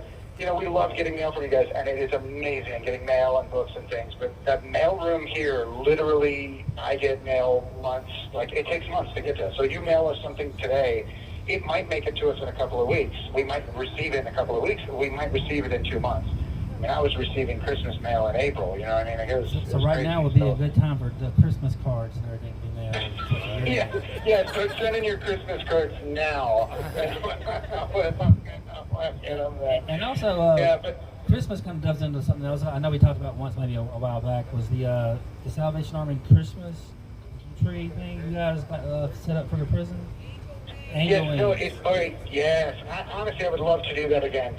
It's an Angel Tree. It's not Salvation Army. It's a different organization. So Angel Tree deals with the children for the inmates in general population, and so it helps them or gives them a Christmas and things like that. And so they already have the infrastructure set up. So we could just what we did last year was we raised roughly $14,000, and then donated over with the help of Randy Ireland, set up the Give and Go and really facilitated our effort to be able to do that. And it really felt good for a lot of us in here, and for all of us in here. You know, it really felt good, and it was something we could do because a lot of us are always involved in the community anyway. So it really just kind of sucks. We're locked in this box, and that they say we're going to attack some society when actually our lives have shown the very opposite of that. We actually give back to the community on our daily lives. So yeah, it was something really cool we could do, and we're hoping to do it this year if Randy is willing to do it again, or you. I'm sitting there looking at Randy, and he's shaking his head yes. So that's a good. Awesome. But, Awesome. And we could get started sooner too. We could jump that money up. So. And we have a lot of volunteers all the time asking, so maybe we'll round a couple of them and help us out this year. I do think we got another question from a live streamer. Yeah, one of the people in the chat asked if any of them get to do any jobs in there. Do you guys get to do any jobs in there? There is only one position of a job, and there's several people get it. So it's pod detail. So it's like the trustee, basically. They know trustee. We call it pod detail. So they sweep, they pass out trays, they, sleep all day. It's like Billy just said, sleep all day. Sleep all day, watch TV all night, get to stay out, hang out. So pod detail is a position that they're able to have, and Billy's one of them, so he's able to make fun of them. Any other questions? Yeah, we got one right here. We have a supporter on the Nebraska Patriots live stream that would like to know if you guys can receive a Mike Lindell pillow. No, we can't. But I mean, hey, Mike Lindell donated 5,000 pillows to the jail, and I guess we would get them. But we've joked around about that before. Did he come out with the prison slippers or something? The slippers that he had were $150. I don't know. No, we had my prison slippers. I hear some guys in there are pretty good at sewing up some makeshift pillows and things of that nature. Yes, several guys have been showing Bobby Keystone. Let me tell you what Bobby he makes. he made a teddy bear. He makes teddy bears. He makes teddy bears and makes things. I believe he's you know, and you know, yeah, it gets wild. I believe, I don't know if I'm busting a secret, but I think he made one for Mickey. Mickey has a little heart pillow that he made, carries around like her prized possession. I carry it around. I have a little special pocket in my purse. I keep the little heart Well, the guys had made some shoes, so we ordered Velcro shoes over the commissary. So we get these like slip-on crappy ones. The Velcro crappy ones we can order on commissary. And Garrett really does art on them, and he makes them look so professional and amazing, like they're professionally painted. And he did a pair for Mama Mickey. And when Louis Gohmert and Marjorie Taylor came to visit, we gave it to them, and Marjorie Taylor has them in her office somewhere, I bet, and she's supposed to give them to Mama Mickey. And so we're hoping that she can come down to the vigil one night and deliver them to you. Would be amazing, since they're about to come back into session in the next day or two. So, yeah, we could... Hopefully she'll be at our news conference, or our press conference, and that might be the first thing I ask her. Hey, Marjorie, where's my shoes? You know, what would be, you know, if you got to do it in front of the Congress, what you could do is put a big billboard, like a big board behind you that says 7 to 9:30 at the D.C. jail vigil every night. Like just right behind your head, so everyone knows that's where you're supposed to go, you know? Yeah. And the media can't cut that part out if you make an announcement. You know? I already wrote that on her gutter page. Yeah. One thing I would say, John, going back to the whole pillow thing, you know, there's quite a few of us that looked into seeing what we could do and how we could go about doing it. The answer, the response that we got from the jail and the facility is that for security purposes, apparently they don't give pillows to anybody. And so, one thing I was thinking the other day is maybe we ought to start a national campaign calling from Mike Lindell to manufacture a prison mattress with a built-in pillow. and get Americans to outfit the entire jail with better mattresses and a pillow. But tell them what we said. What could we send that you guys can use? Can you have like comfy fuzzy blankets, or, you know, I mean, what we wish. No, books. Some footage jams. Books. They have those secure pack, commissary pack. No, yeah, really, that's it. Like mail books. They have these, like, I guess, I don't know how to get on the internet and order commissary packs. And the people already do that. Patriot Mail Project and Tim Rivers from the American Gulag Project, I guess they work on getting guys secure packs. Yeah, Billy's got ideas, but I don't want to repeat them. There's pictures of a sort. I don't know. I think he's a wild man. Any other questions? Because I've got Billy ready to go. How many minutes have we been on? I don't know. I can't see my timer right now. Oh no, but we'll talk until we get to 1 minute warning, and then you guys can call us back. Everybody's commenting. They love the flashing lights that you guys do. That's right. Everybody, tell them that. Yeah, just pass it around in there that when we do sing the national anthem, you know, if it's possible to flash the lights. Or even other times. Everybody on the live stream looks for the flashing lights, so even if it's not the national anthem when you guys are gathered, you can, you know, before or after or whatever, because people do look for those. We like those. We love it. Awesome. I'll tell the guys for sure. I know the first night that Mickey and I was out here, it was like almost every one of the lights was going on.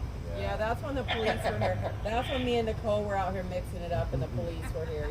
Everybody's watching through the windows.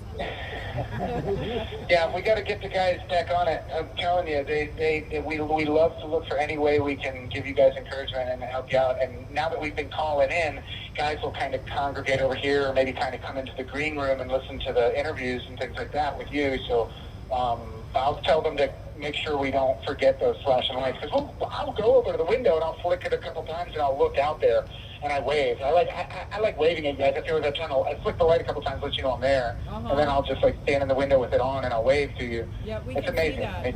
We can see you guys. We can see the silhouette of you waving to us, so we can see that. Oh, it's amazing. I want to put Billy on, but I want to know if we have enough time or if I should just call right back or whatever. I don't know. Go ahead and call back. I'll wait right now and you can call back. All right. Is there any other questions that you have or anything burning in your thoughts? Someone in the chat wants to know about the guys from last week. Are they still in solitary? Yeah, they are. The guys, well, I mean, I think I can answer that.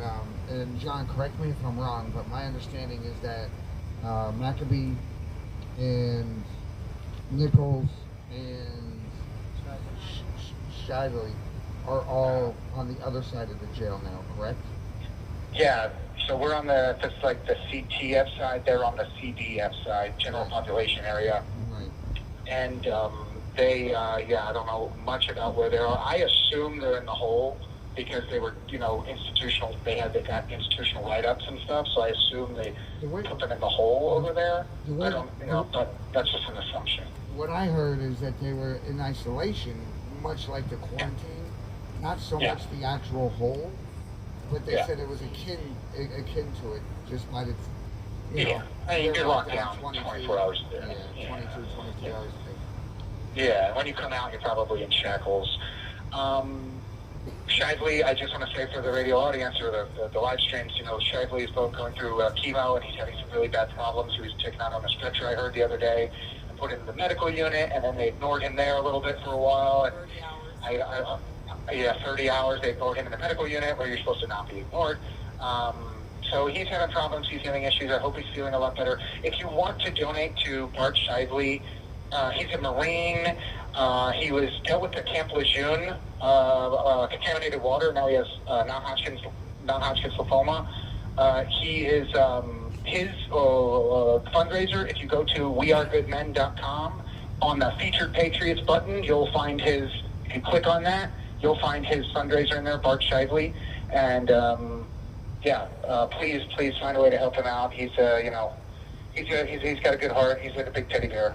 He's really hoping the best for him. We're really praying for him a lot. Thank you. All right, and I'll call you right back with. I'll make sure that we post that also on American Justice website. Yeah, absolutely. Thank you.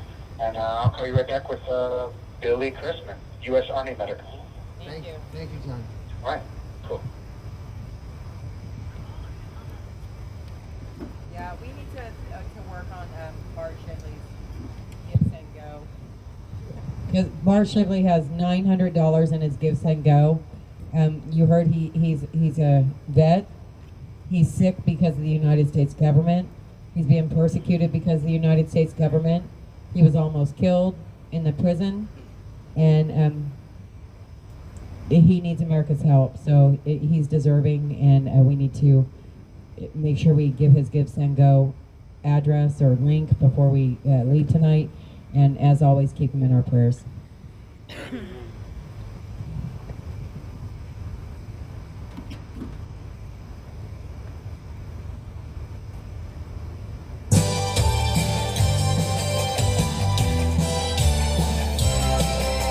Of course we must take action. We must lift our voices high. Of course we must not turn away while unborn children die. And as we legislate morality, we've only covered up wars. While we work to heal the symptoms, we must not forget the cause. So as we rise to this occasion and the arguments increase, we shall go proclaim the gospel of Jesus Christ our King. For the answer to these issues, the healing of our souls, was nailed to a wooden cross 2,000 years ago. Wake up, America, by the dawn's early light. Jesus is coming like a thief in the night. Shake the sleeping giant. Yes,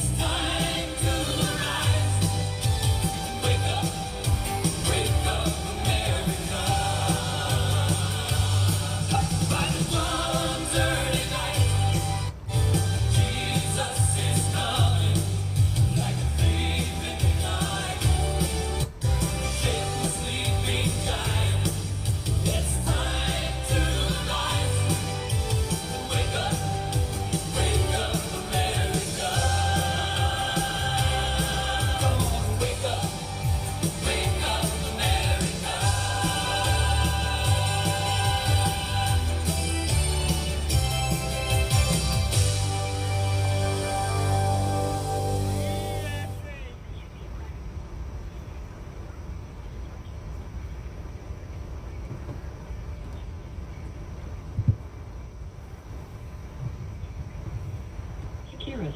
You may start the conversation now. You're on. All right, party people. I've got 78-year-old Billy, 48-year-old U.S. Army medic Billy Christman, right here. Billy! Hey guys, how's it going? Good. And we know prison ages you quickly, but that was a fast 30 years he just put on you right there. I know, right? So what's up, Billy? They always make fun of me being the old man. But Watch that old man shit. not so much. John told me you guys were kind of talking about like reminiscing about 9/11 or something. Yeah, everybody was out here remembering where they were when it happened. So you want to tell us where you were when it happened? Sure, Mickey. I was working at a group home for violent kids, violent teenagers in California, and I was just coming into work. I want to say it was 7 o'clock in the morning. 8 o'clock? So, yeah, so it was about 7 o'clock in the morning. And I was just coming into the group home to pick up the kids and take them to school. And as I walked in, I'll never forget it because I walked in and everybody was just dead, silent, quiet. I saw the towers crumbling on the TV. I didn't know what was going on yet. And I said, hey, my buddy Che was working there. I said, hey Che, what's going on? He goes, dude, are you watching this? I said, well, I am now. What is it? And he goes, dude, that's in New York. I said, right now? He goes, yeah. I said, what's happening? He goes, dude, it's scary. They're flying planes into buildings. I was like, whoa. And what was really scary for me is my daughter Kylie. She was under a year old. I can't remember exactly what age she was at the time, but she was almost 1 year old, and she was out flying with her nana to go visit one of her friends, and we didn't know where they were, what airport they were at, if they could get a connecting flight or not. We didn't find out until later that night where they were, that they were okay. Wow. Yeah.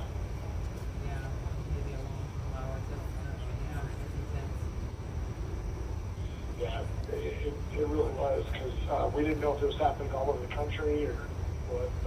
I'm sure everybody remembers what that was like. Yeah, it was mass confusion, and you didn't know if it was over for quite some time, because, it just kept seeming like, one plane after the other, and I can imagine how scary that was having to be in the air. Yeah, I had a lot of veteran buddies along with me. They really wanted to join back up after that. Go fight some terrorists and stuff. I kind of had different ideas. That was the day that kind of cemented it in Ashley's mind if that's what she was going to do. Yeah. God bless her. Okay, so what else is going on with you, Billy? With me, not that much. Well, I did sleep a lot this weekend.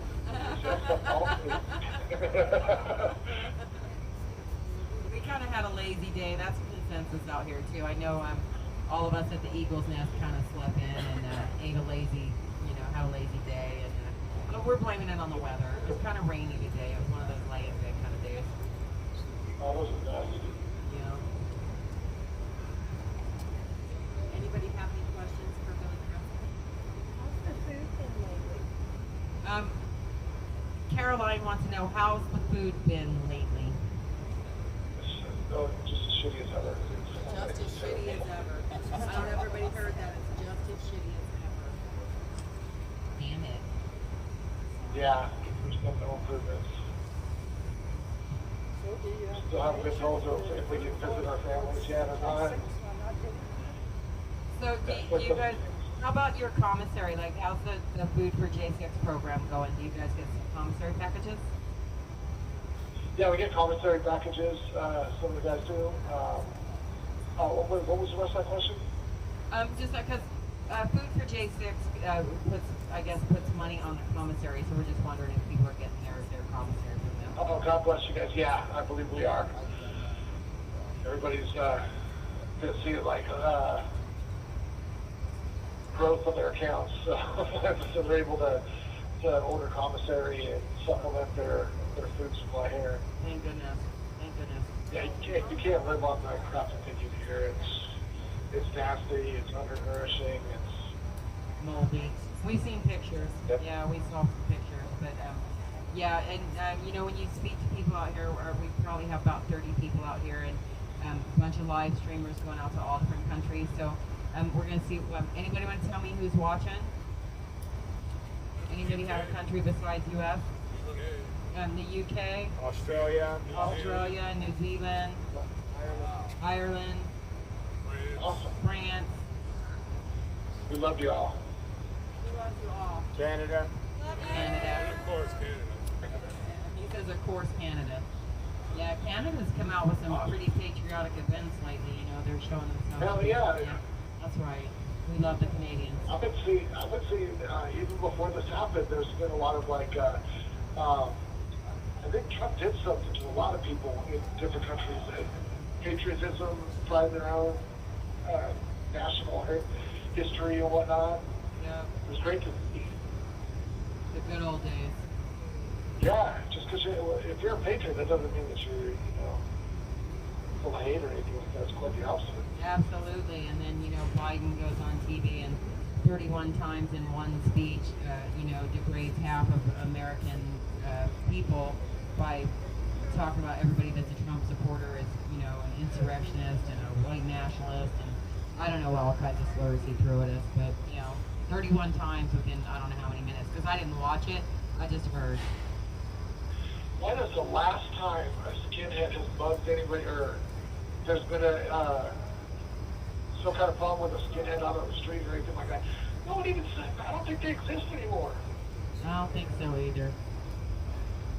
But, it's just so weird. It's now all it takes to be considered, an extremist is to fly an American flag, and then people look at you, oh, there goes one of those Trumpers. That's the thing. They want to shave you into the behavior that they want you to display. Yeah. Caroline has another question. Do they get basketball or any kind of indoor sport thing, and do they interact with the other prisoners? I think the answer is no, but I'll ask him. Caroline wants to know if you have any basketball rec activity, and do you get to interact with the other prisoners? We do not get to interact with the other prisoners, and they 2 to 3 times a week we get to go to the inside gym for about an hour, depending on what week it is, because it's every other day. So not including weekends. So do you get more time on the weekends? No. So no time on the weekends. In the pod. Yeah. But we only get that 1 hour, so 2 to 3 hours a week, and we don't usually get to go outside at all. So tell us who's getting fat in there, Billy. Who's getting fat? Oh, it's shit. Everybody's getting fat. It's all carbs. I mean, you lose muscle and gain fat. Damn it. But, what's that? I said, damn it. That's just one more thing. But I guess when you're, I work out. I sleep. There you go. It's hard work sometimes. A lot of sweating involved. Yeah. Yep. So some of the guys work out in here and stuff, but it's funny because the fat never really goes away. I'm serious. They put on muscle and the fat just stays there. It's weird. Well, maybe you need sunlight. I don't know. Maybe that would help. Yeah. Well, sunlight we definitely need. A lot of just about everybody whose skin not looking good. Without sunlight, you don't get those vitamins that you need. Yeah. Well, I don't know if you. I'm sure you've heard. I'm having a press conference on Thursday, and we have invited. We were going to do it in front of the jail, but it's a consensus that the Congress people need to have it made as easy for them as possible. So we're going to do it at the Capitol. We'll still be here in the evening though, but we're going to do it at the Capitol, and we've invited several congressmen, and we're going to invite several more between now and then. So we plan on bringing up some of these issues, and hopefully at some point, somebody will see how ridiculous this situation is and stop saying we can't do anything about it and actually stand up and do something about it. But we actually have had somebody send a letter to the mayor, and even though you might not think that's a lot of help, but it's the first step in the process. And and then we haven't had all those calls to the marshal, and we are just trying to make as big a fuss as we can make out here, and we're not done. We're still moving forward. We have a lot of people that are promising to make phone calls persistently, and we have somebody contacting the veterans organizations that have been seriously remiss in their duties, and remind them what their job is. And a lot of our live stream viewers are calling people as well. So hopefully at some point something will make a difference. You guys are incredible. You guys are fantastic. Thank you. I can't thank you enough for everything you guys do for us. And thank you. We did talk to President Trump too, and I asked him, if he could think of any way to help you guys, and he did tell me he's going to think about it and get back to me. He's going to work on it and get back to me. So, you are in our president's heart and his mind. So just know that he is thinking about you guys. Yeah, Trump's awesome. Yeah. We love Trump. I'm glad to hear you said that. But yeah, I always have faith in Trump, and just glad he's not giving up or anything. That I wouldn't think he would. It's not his nature. No.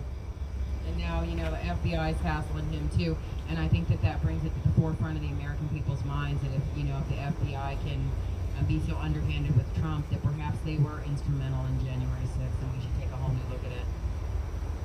Yeah.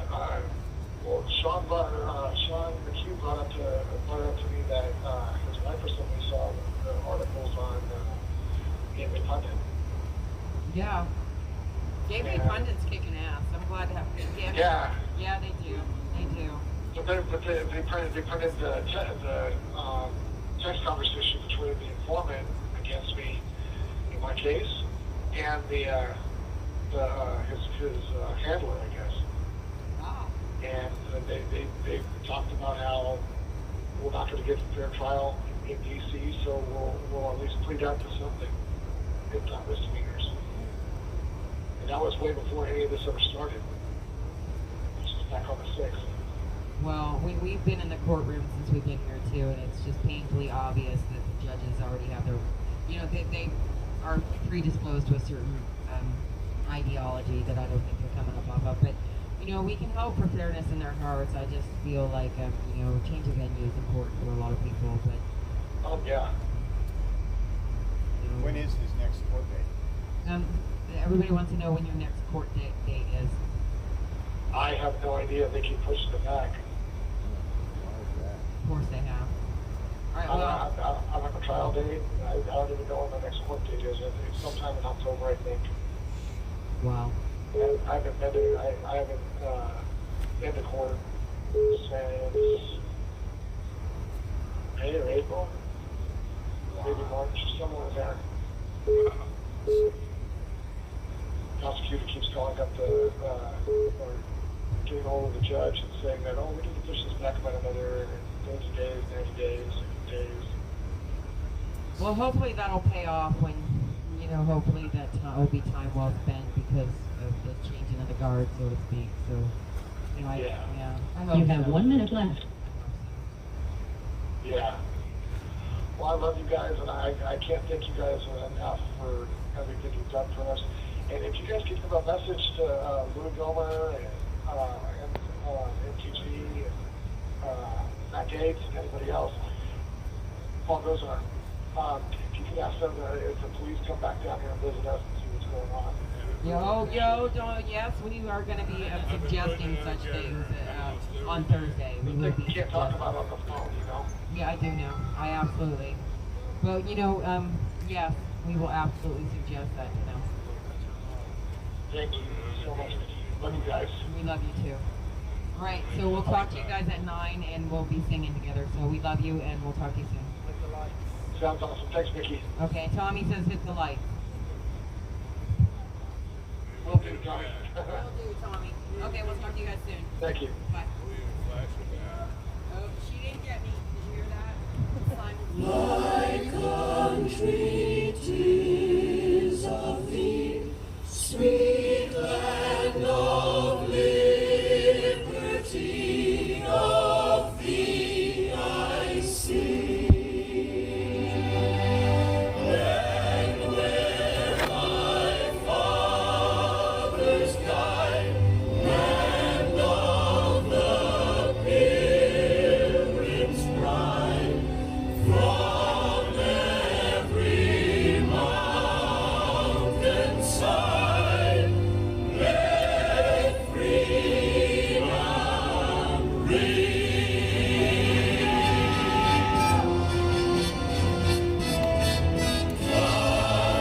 Fathers, unto thee, author of liberty, to thee we sing.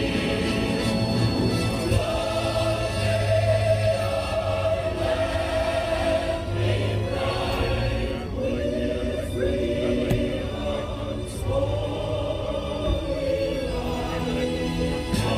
Protect us by thy might,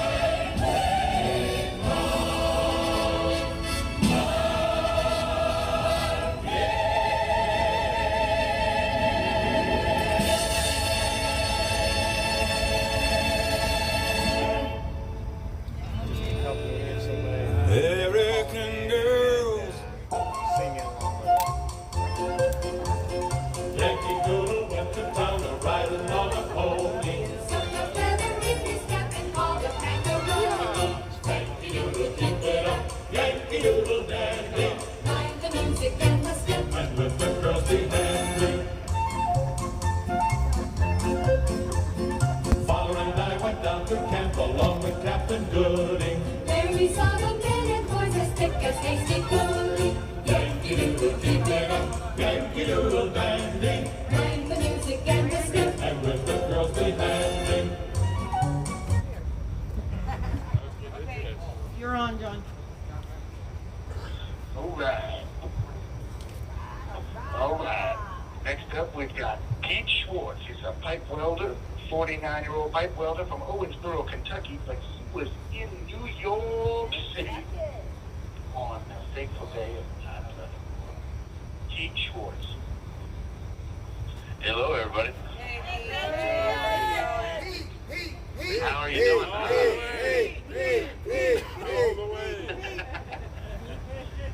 Thank you.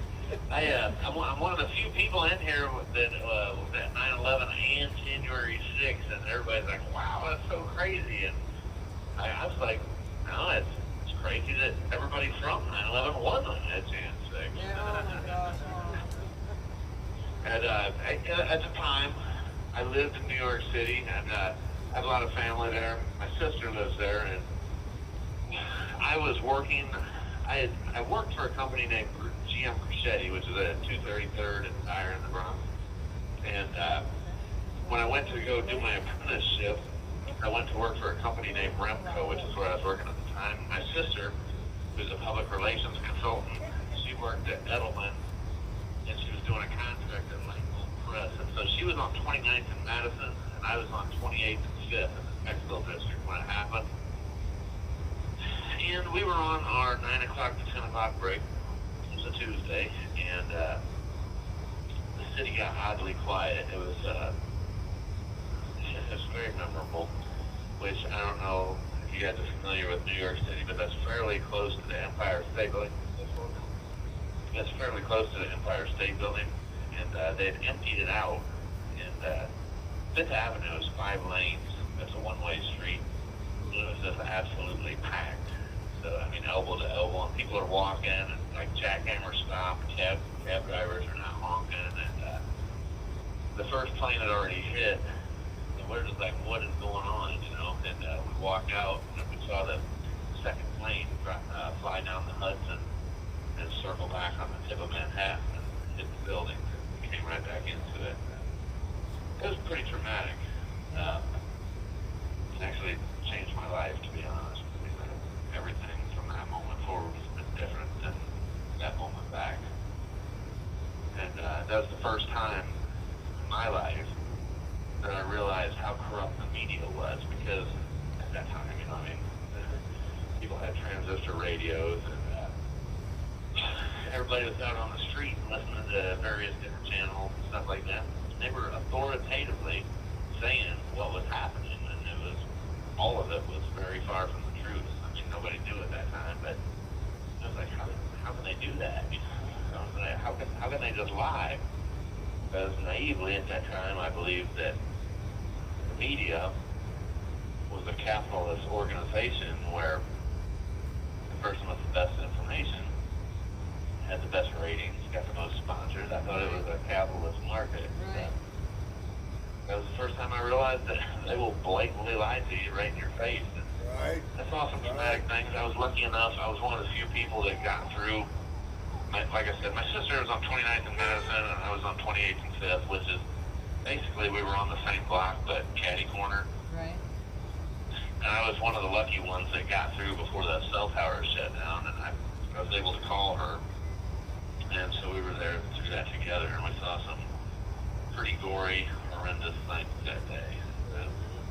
She was pregnant with my first nephew at that time. He was born very shortly after, on October 10th. It's traumatic, and I don't really, this is probably the first time I've ever really talked about it since that day. I don't watch documentaries on it. I don't subscribe to any of the conspiracy theories about it. It's just something that happened, something I lived through, and something that woke me up and changed my life. And I've been political and kind of aggravated with the media ever since then. Yeah. And it's only gotten worse. Yeah, unbelievable. Yeah. Yeah. Actually, that right shortly after that, like every day after that, there was bomb threats, and I was at Port Authority, I don't know, like 2 days afterward, and they called in a bomb threat, and I took off running like everybody else. It was at that moment that I decided I would never live in fear of anything ever again. It suckered me, you know, there was no bomb there. Definitely changed my life. Yeah. And I guess Jan 6 did too, but I guess that's that type of thing that motivated me to be at an event like Jan 6. Yeah, well, we appreciate you being there, and we know that you guys went to stand up for us, and all the lies and injustice that has followed is just intolerable, and hopefully the rest of this nation will wake up soon, and maybe mainstream media will have no choice but to report some things. That I don't know if I believe that or not, but we'll get it out there somehow. Yeah, I mean, it's turning, so I hope that people like me, all you guys out there. Yep, all these live feeds going out to many different countries that we were talking about earlier. And, you know, your truth is reaching people's ears finally. So I guess this is the way to do it with the, you know, and actually I think that, you know, that and something else I talked to President Trump about was that, you know, the future of the media being in the hands of independent journalists and main live streamers, and that, you know, that's going to be the way that America ends up getting the truth. I think, you know, it's going to just develop, and then hopefully someday CNN will be a distant memory. Right. So God bless you, live streamers. Yeah, thank you very much, and everybody's here. So everybody wants to sing the anthem. Yep, we're ready. Are you guys ready? All right. I'm going to say a short prayer, and then let's get stuck in. Absolutely. Dear Father in heaven, we come to you in the name of the Lord Jesus Christ. We ask that you forgive our sins and forgive our ways and help us to change, being examples and lights to not just this country, but the entire world, everybody that's listening to us on live stream. Dear Father, we ask that you give us guidance, give us faith, give us strength, give us patience during these times. In Jesus' name we pray. Amen. 3, 2, 1. Oh, say, can you see? I'm alone. What's so proud?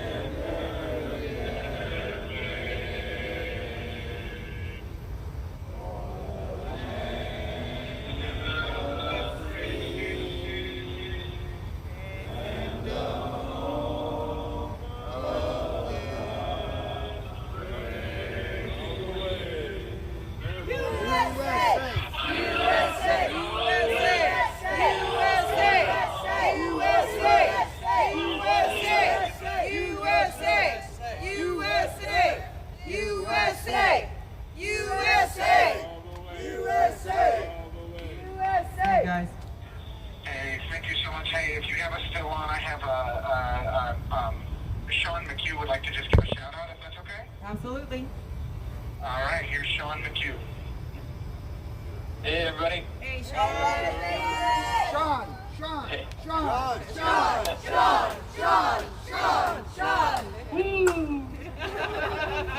What's up, Sean?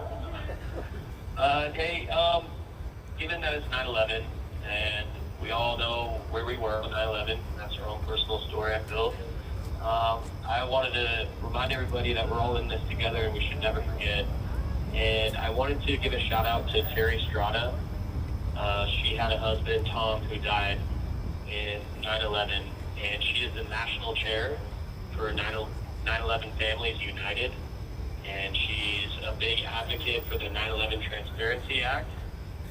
And so anybody who wants to get involved more in getting just kind of more information about the 9/11 Transparency Act or how to donate or get in touch with families or anything like that, you can reach out to Terry at Terry Strada. It's Terry S.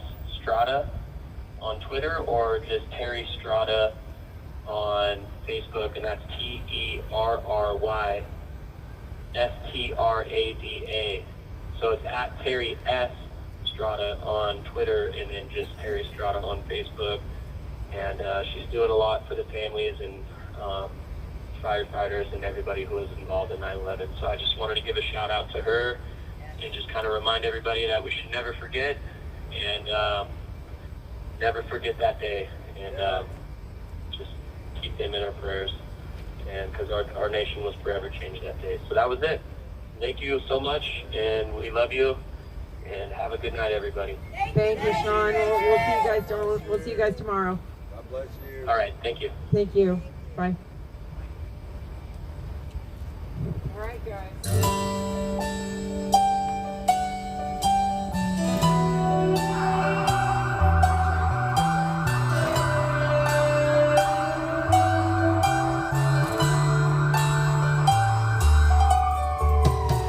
I knew a man called him Sandy Kane.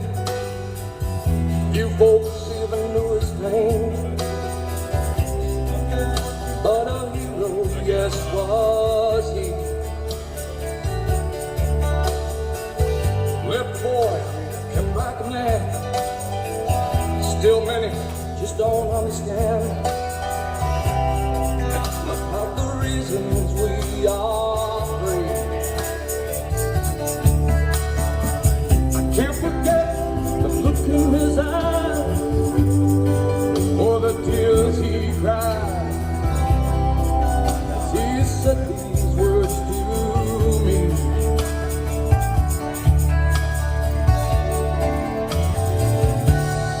All gave some gave all. Some stood through for the red, white, and blue, and some had to fall. And if you ever think of me, think of all your liberties and recall.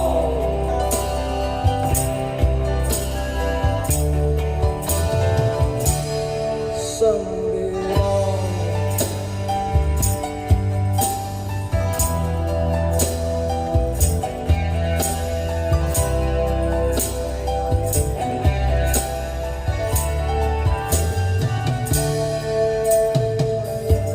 Kane is no longer here, but his words are oh so clear.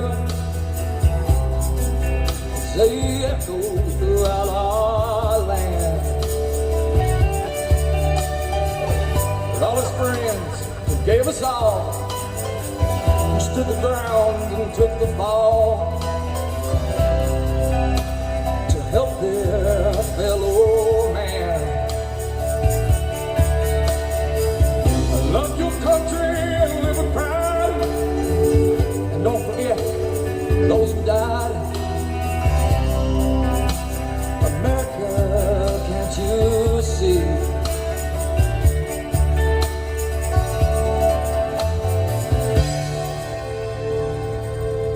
All gave some, and some gave all.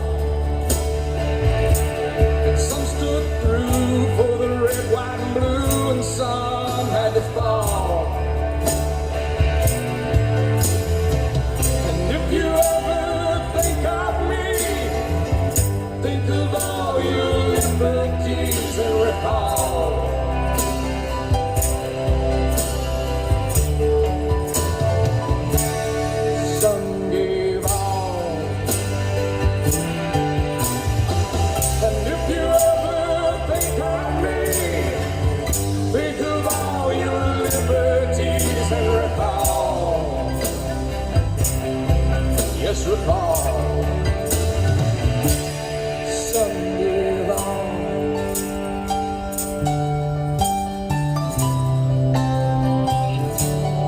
someday long,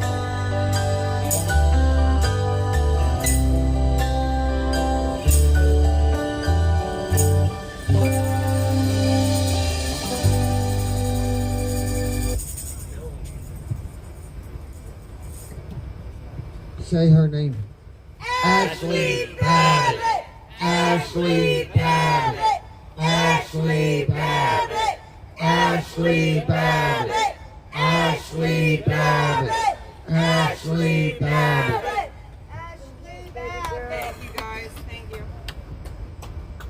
Before I do the roll call that we do every night, I just wanted to kind of echo what John said. You know, actually, Sean, never forget. You know, there's a lot of these times in our history where, you know, people because of where they were at that moment in time, you know, their life was taken prematurely. And, you know, it's not just 9/11, it's also Benghazi, especially on a day like today. But, you know, right at the top of that list also has to be Ashley Babbitt. And one of the things that, you know, I just want to, you know, speak for a second about why we're here and how we came to be here. I had a conversation with Mickey, and a number of other individuals had a conversation with Mickey back in, I want to say it was June, July. And it was really, you know, out of the conversations that Mickey had with other people, you know, she came at it from the perspective of, if Ashley was still with us, where would she be? And she felt compelled to go out and to do what she believed Ashley would be doing. And we're here right now tonight because Mickey believes that if Ashley were still with us, this is exactly where she would be. And so I would put the challenge out to Patriots all across the country. You know, don't let Ashley's, you know, sacrifice be in vain. Let's keep her spirit alive. And let's challenge ourselves. You know, if Ashley was still with us, what would she be doing? And let's use that to motivate us to save this country. That's why she was there that day. She saw things that wasn't right to her. It didn't fall in line with her belief in the Constitution. And that's why she was there that day. So. Thank you, Randy. You're welcome. And you know, all in all, the one thing I will say is being on this journey with Mickey. Mickey is every day motivates and inspires me. And I mean, I think I can speak on behalf of everybody who's been a part of this and who continues to be a part of this. Mickey, you're awesome. And I know you hear that every day from John, so I know you. Thank you. But you are. Thank you so much for being out here. Thank you. Ashley Babbitt, Roseanne Boylan, Kevin Greason, Benjamin Phillips, Brian Sicknick. Rest in peace. Rest in peace. Zachary Alam, indefinitely detained 589 days. Thomas Ballard, indefinitely detained 397 days. Pauline Bauer, indefinitely detained 480 days. Joseph Biggs, indefinitely detained 507 days. Jeremy Brown, indefinitely detained 346 days. Alan Byerly, indefinitely detained 443 days. Daniel Caldwell, indefinitely detained 578 days.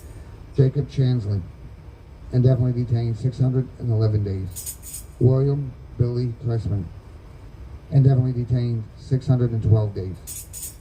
Meredith Cleveland, indefinitely detained 611 days. Lonnie Kaufman, indefinitely detained 612 days. Mason Corson, indefinitely detained 284 days. Lucas Denny, indefinitely detained 272 days. David Dempsey, indefinitely detained 381 days. Charles Donahoe, indefinitely detained 543 days. Derek Evans, detained 40 days.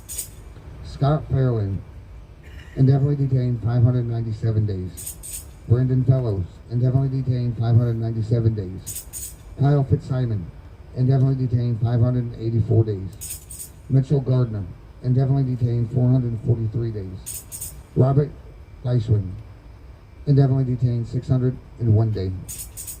James Grant, indefinitely detained 332 days. Matthew Green, indefinitely detained 508 days. Timothy Hale Cusinelli, indefinitely detained 602 days.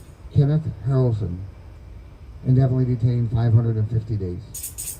Donald Hazard, indefinitely detained 272 days. Albuquerque Head, indefinitely detained 520 days. Shane Jenkins, indefinitely detained 555 days. Douglas Jensen, indefinitely detained 610 days. Justin Jersey, detained 47 days. Daryl Johnson, indefinitely detained 457 days. Cash Kelly, indefinitely detained 605 days. Josiah Kenyon, indefinitely detained 298 days. Julian Cater, indefinitely detained 545 days. Matthew Kroll, indefinitely detained 201 days. Jacob Lane, indefinitely detained 603 days. Nicholas Langerand, indefinitely detained 514 days. Cody Matisse, indefinitely detained 339 days. Mark Mazza, indefinitely detained 303 days. James Malt, indefinitely detained 339 days. Ronald Maccabee, indefinitely detained 390 days. James McGrew, indefinitely detained 472 days. Sean McHugh, indefinitely detained 472 days. Jeffrey McKellip, indefinitely detained 546 days. Kelly Meggs, indefinitely detained 570 days. Jonathan Mellis, indefinitely detained 577 days. Garrett Miller, indefinitely detained 599 days. Matthew Ryan Miller, indefinitely detained 594 days. Jordan Mink, indefinitely detained 600 days. Robert Moores, indefinitely detained 418 days. Marshall Neff, indefinitely detained 363 days.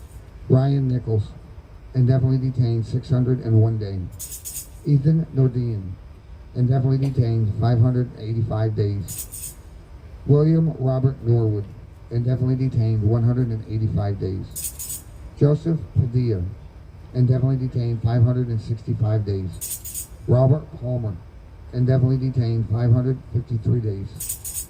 Dominic Pizzola, indefinitely detained 605 days. Mark Ponder, indefinitely detained 47 days. Christopher Quagley, indefinitely detained 522 days. Barry Ramey, indefinitely detained 143 days. William Reed, indefinitely detained 528 days. Guy Ruffett, indefinitely detained 604 days. Zach Reel, indefinitely detained 355 days. Stuart Rhodes, 241 days.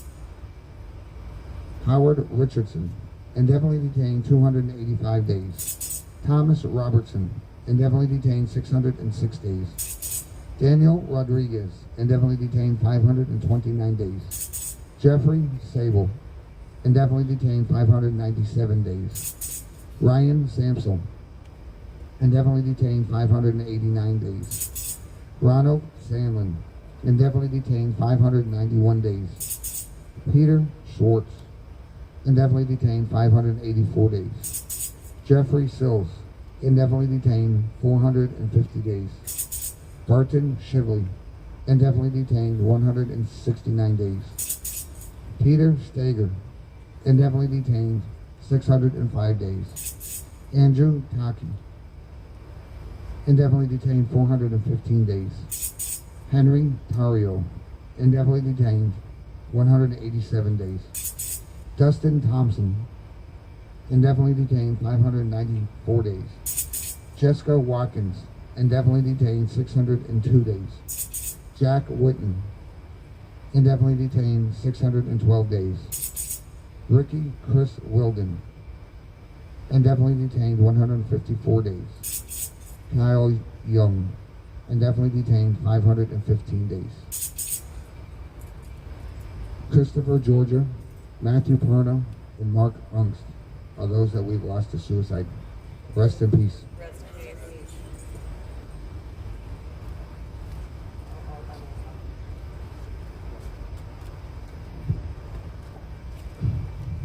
I appreciate the kind words from everybody. I just want to say that Randy works tirelessly, like 20 hours a day this man puts in for every single one of these men and the men in other jails. Also, this situation has touched 900 families. When we stand up here every night and read 80 names, that's the tip of the spear. This has had such tentacles in American society. There are children without fathers. There are children without, the cohesive family or the means to have food and clothing without the help of organizations that people like you devote themselves to. Also, standing here on the corner, I'm proud to do it. I feel blessed to be here, and I absolutely could not do it without the help of so many people. Justin, Tommy, Randy, Nicole, and everybody at our place has something to offer, and people work around the clock for these things. And so to come out here and take credit for it, it feels good, but I just have to let everybody know that I absolutely could not do it alone, and that it would also mean absolutely nothing if people weren't watching. So every single person that watches us on live stream, every single person that stands out here in the rain with us, every single person that travels to get here or just holds us in their heart with prayers, we appreciate you so much that you will never know. So your support means the world to me, and I appreciate you coming out here with your flags and standing with us. God bless you. We love you, Ricky. Love you, Randy. God bless you, Randy. God bless you, Tommy. God bless God bless you, Justin.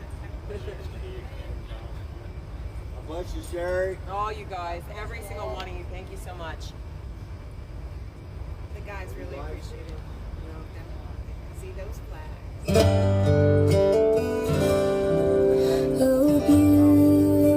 beautiful for spacious skies, for amber waves of gray, for purple mountain majesties above the fruited plain.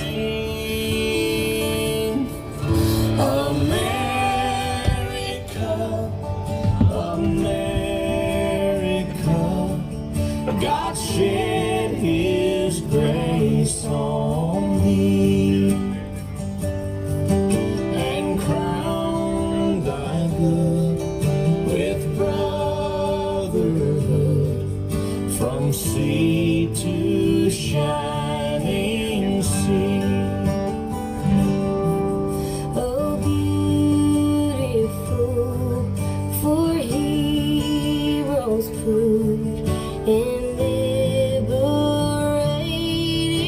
strife, who more than self their country loved, and mercy more than life.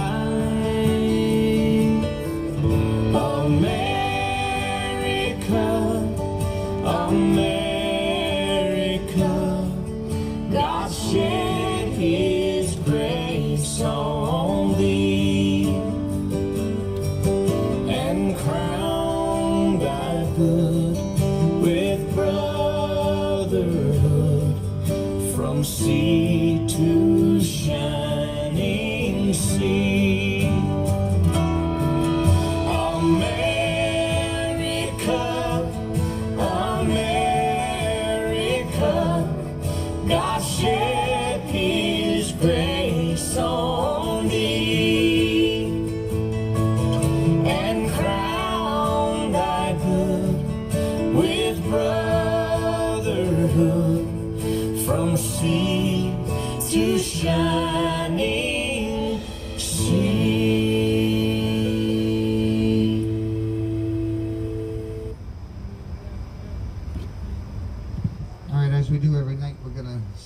God bless the USA, especially tonight. Everybody please sing it like you mean it. Like you mean it.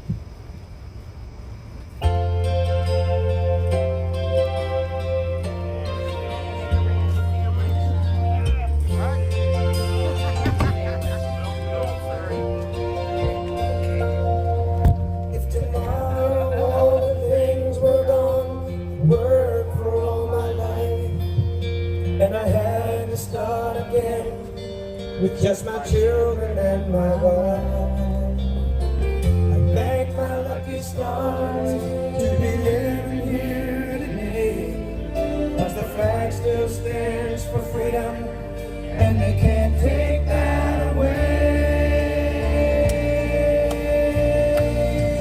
And I'm proud to be an American, where at least I know I'm free. And I won't forget the men who died, who gave that right to me. And I gladly stand up next to you and defend her still today, 'cause there ain't no doubt I love this land. God bless the USA.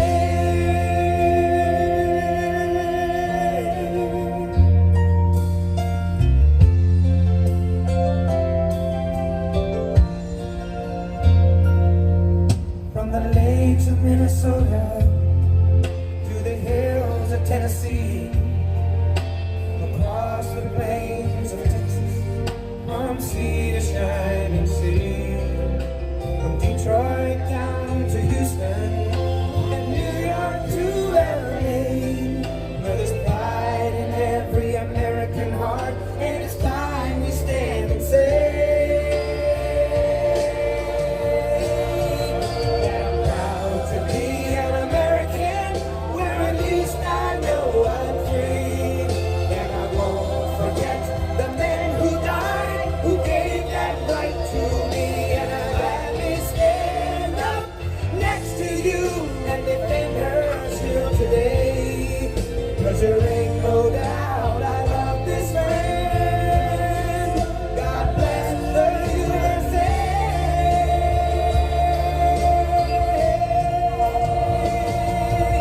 And I'm proud to be an American, where at least I know I'm free.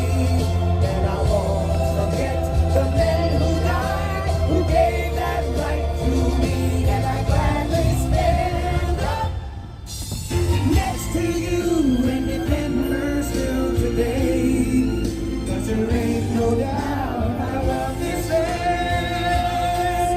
God bless the USA.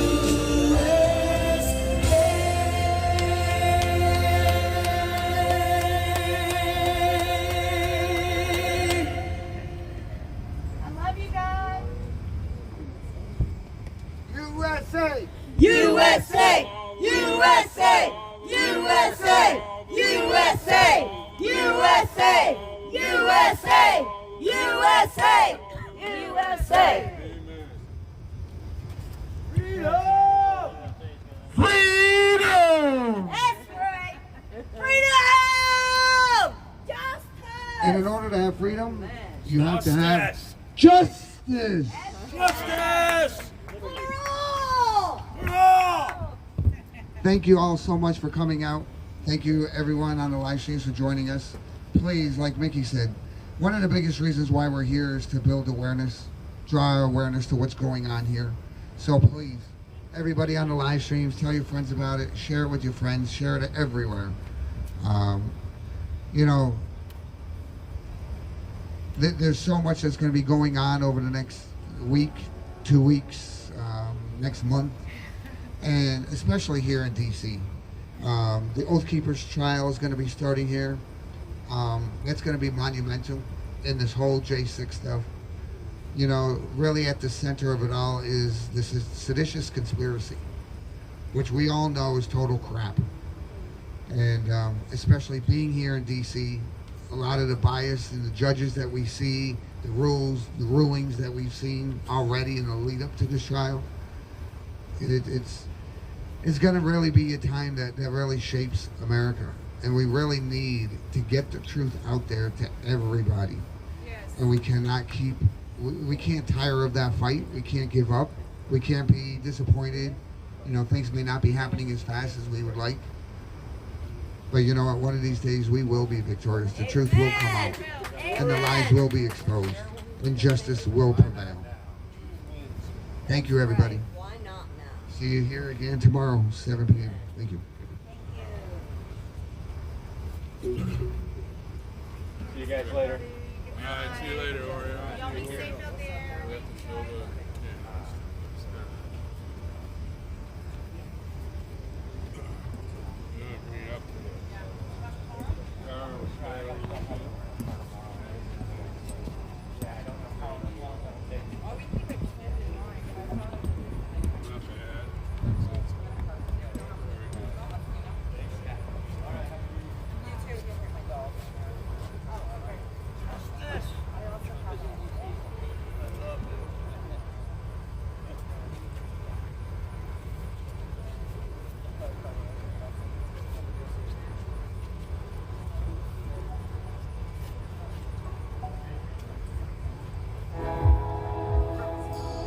You are here, moving in our midst.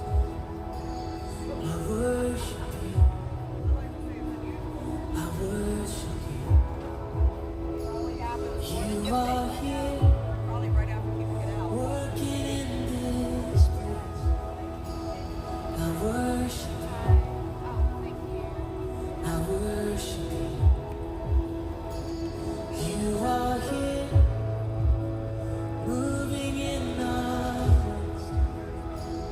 I worship you. I worship you. You are here, working in this place. I worship you. I worship you.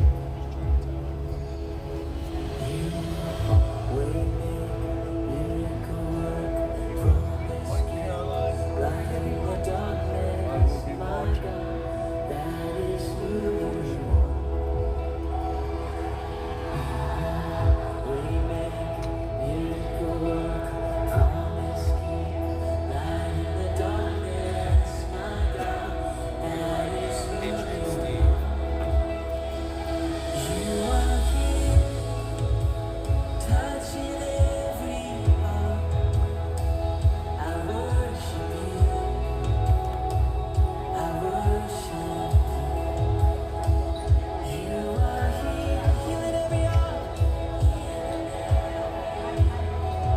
Oh, I worship you, Jesus. I worship you, turning lives around. You are here, turning lives around. I worship you. I worship you. You mended every heart. You are here, mending every heart. I worship you. I worship you. You are waymaker, miracle worker, promise keeper, light in the darkness, my God, that is who you are.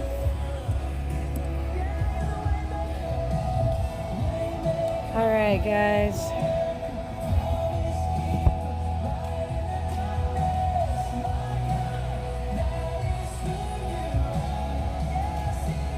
Thank you all so much for coming out with us tonight. Something I want to throw out there in case you missed it a couple nights ago, there was a gal on the phone who was told off the record to call human rights organizations and tell them what's going on. I briefly discussed that with Mickey, and she said just look up human rights and call any and all of them. If that's something you want to make a phone call about, the conditions that these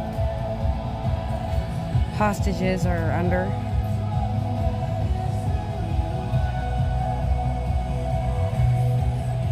Thank you so much for joining us, Urban.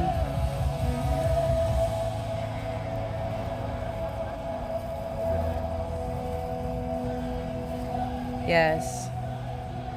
Ours is duty, results are God's. I love that.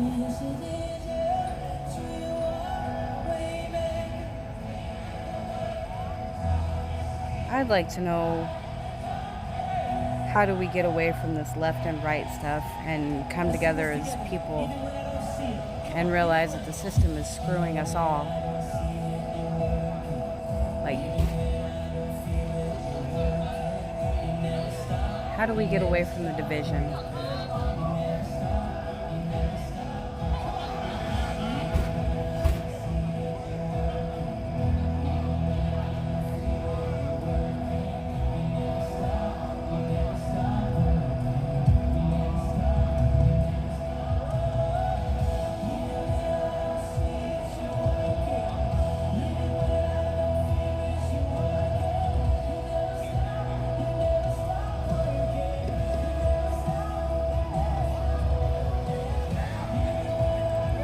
SOS, help, yes, absolutely.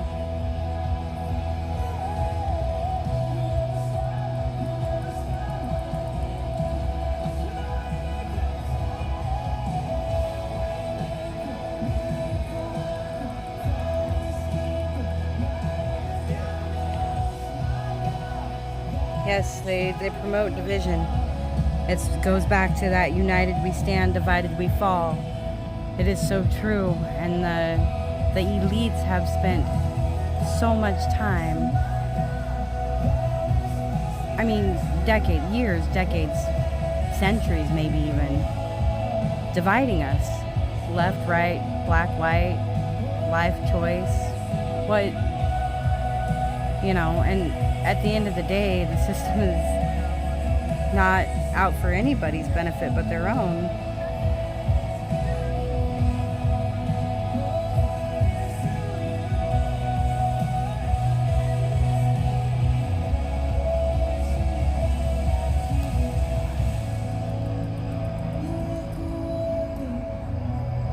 I hope so, Chris.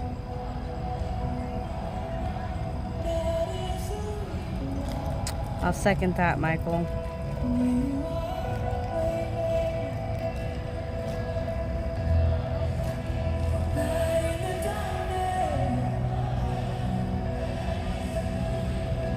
Yeah, I think they want us to believe there's a third party.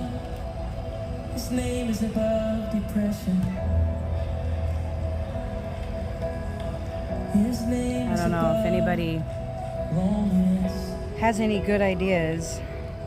Oh, his name is above disease. His name is above cancer. His name is above every other name. It's my pleasure to be here, Laura.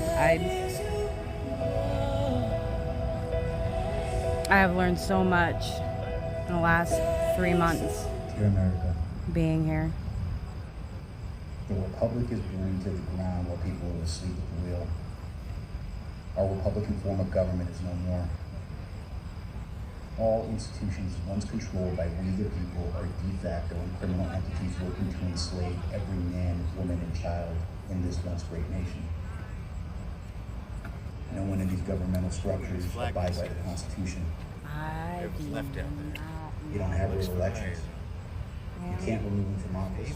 You can ask him. I don't know. They impose their will on the people instead of the people. No, jail. We don't want to go to jail, Alan. Dear America.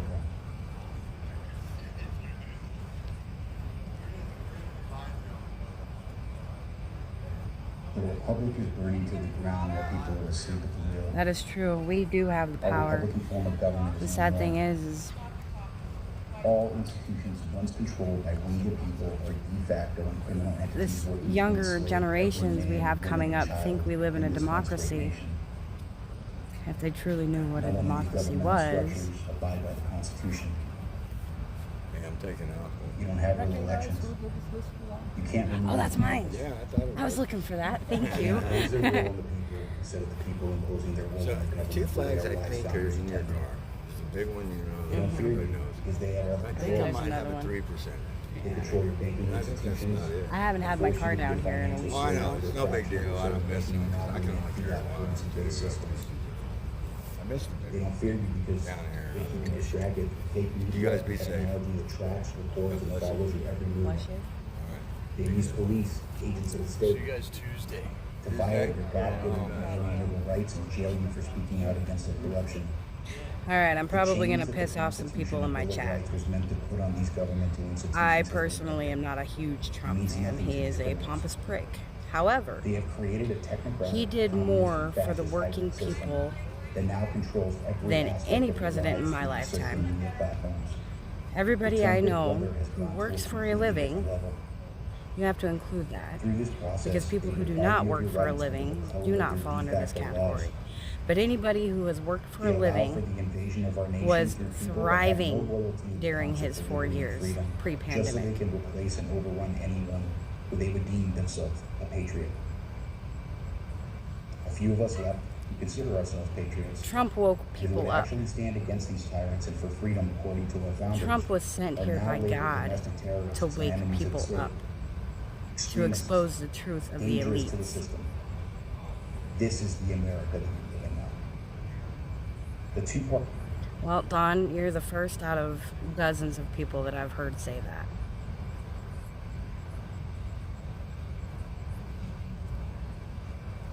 Well, when he was my president, my check went up weekly, and my taxes were more when I got them back at the end of the year.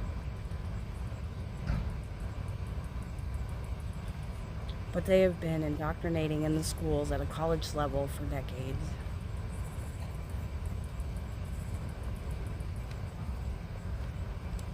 And now at a high school level, and now they're doing it at a grade school level. And people at a local level are letting this shit happen.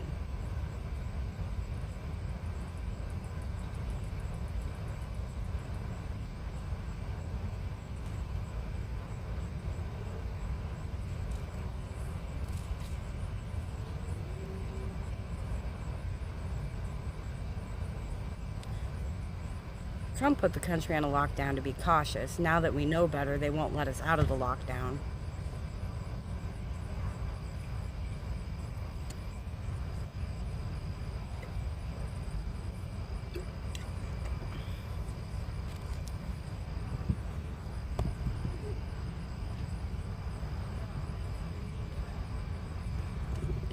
Don, I ask, is Biden administration doing a good job?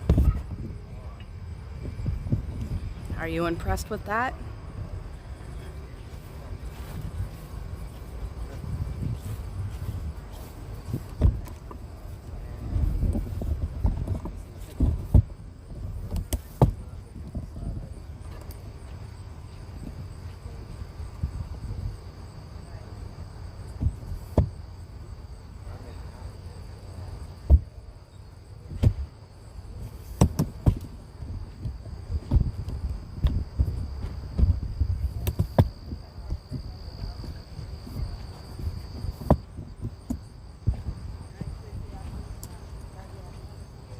Love you, Rhonda. Love you too, baby. We'll see you tomorrow. You gonna be here tomorrow? I'm hoping to get here early tomorrow. Good. I'm getting everything taken care of at camp and get in here early. Awesome. Have a good night. Love you too.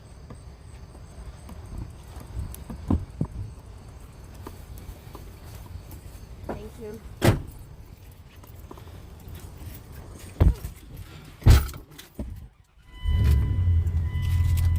This is kind of stale as hell.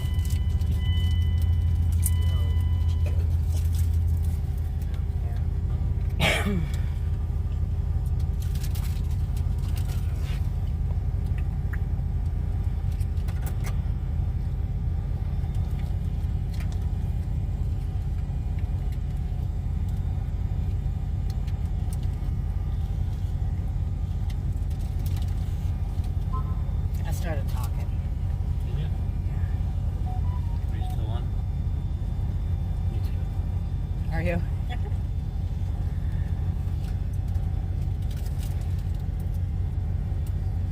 Huh?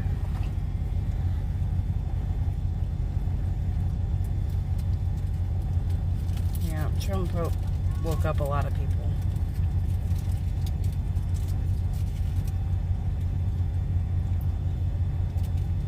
And there's a lot more people who know, but they're too busy working to pay the bills to say anything or do anything about it. David, I blocked your video earlier. David's. They love Sherry. Love them too. They're Good night, why I'm Chris. here. Thank you for joining us.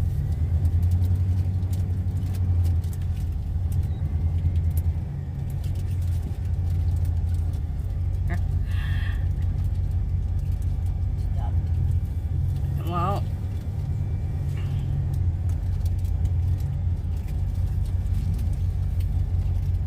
he showed people that we didn't have to, how do I want to word this?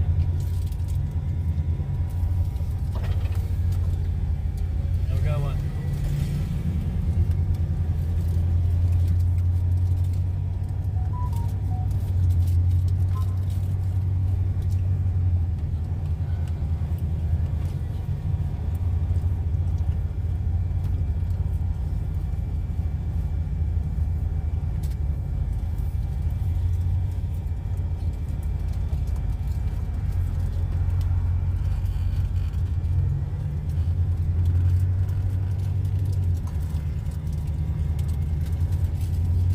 I like that answer, Mark.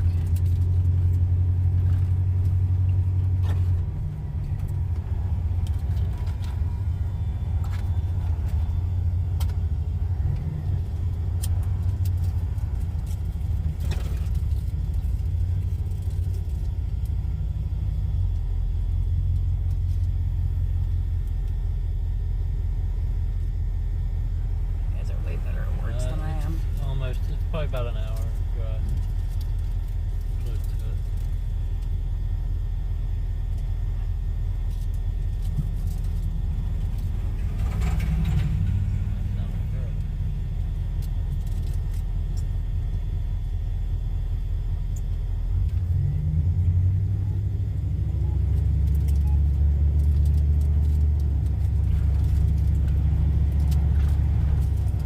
Hey, Mom.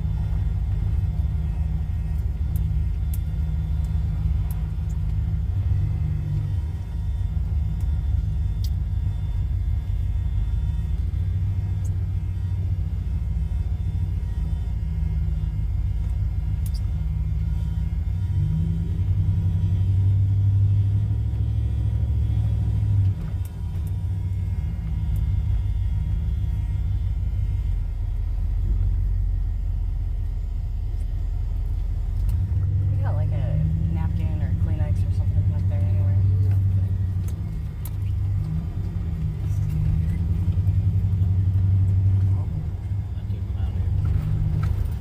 Well, what did you do that for?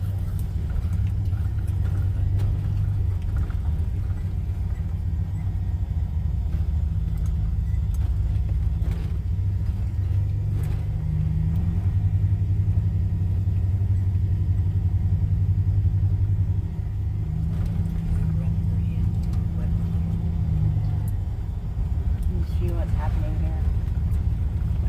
Shit's bleeding. I don't want to get it wet. I want to stop it.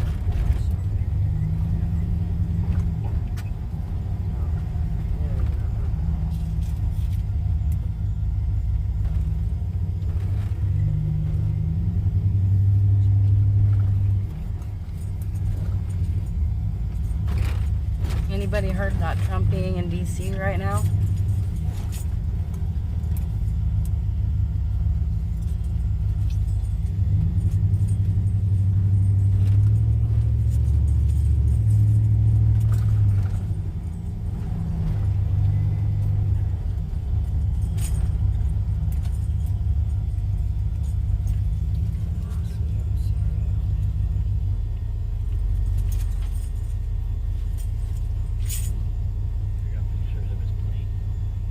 Looking at pictures of his plane. Coming into Dulles Airport.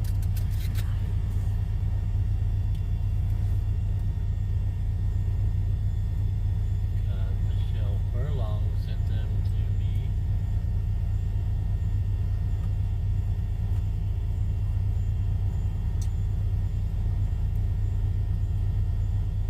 Any idea what he's doing here?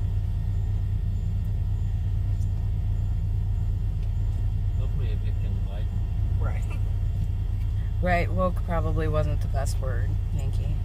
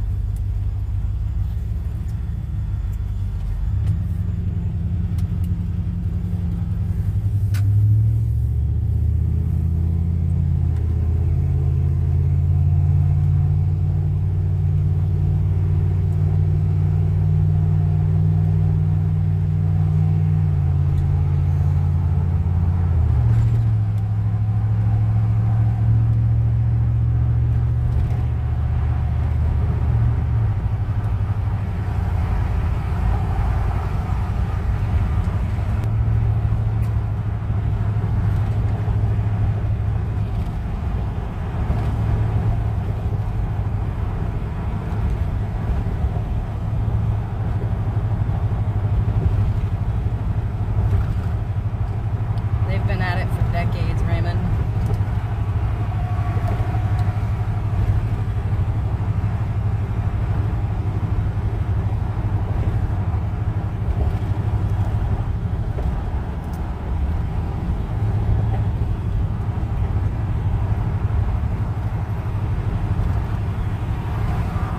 I did have somebody say something about Grandparents' Day earlier.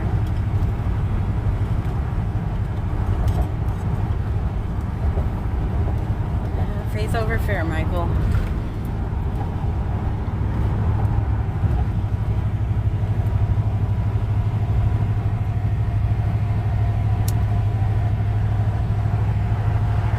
The elites have been corrupting our governments for years.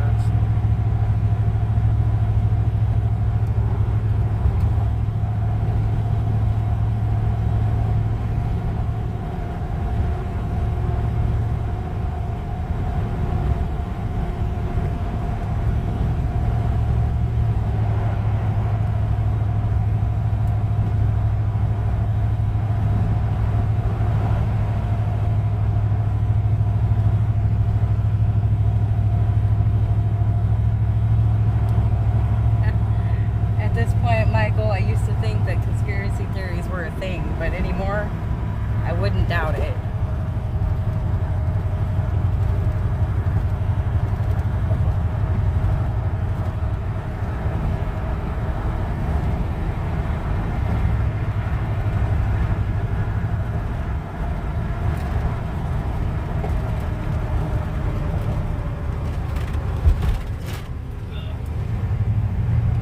Are you okay? Yeah.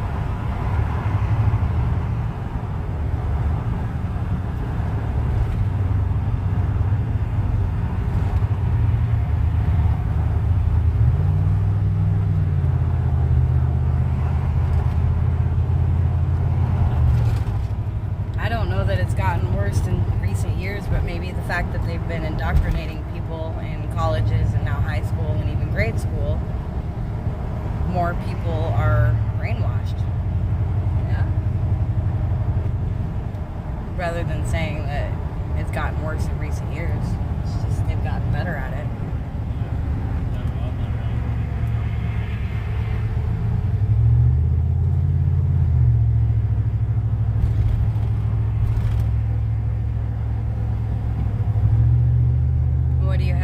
about that, Mark, working for a school.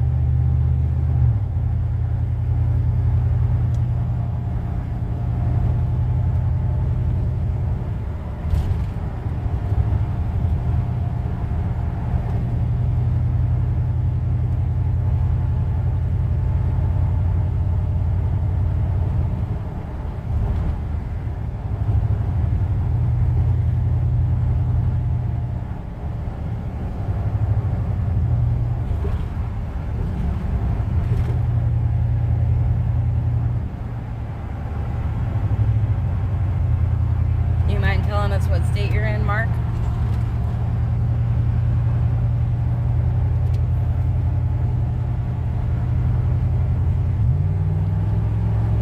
I've also heard people are getting denied religious exemptions.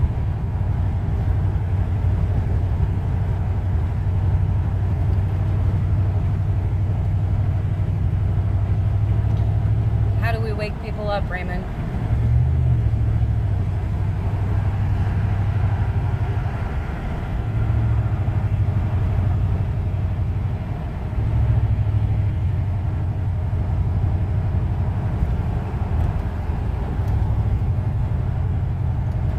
Yeah.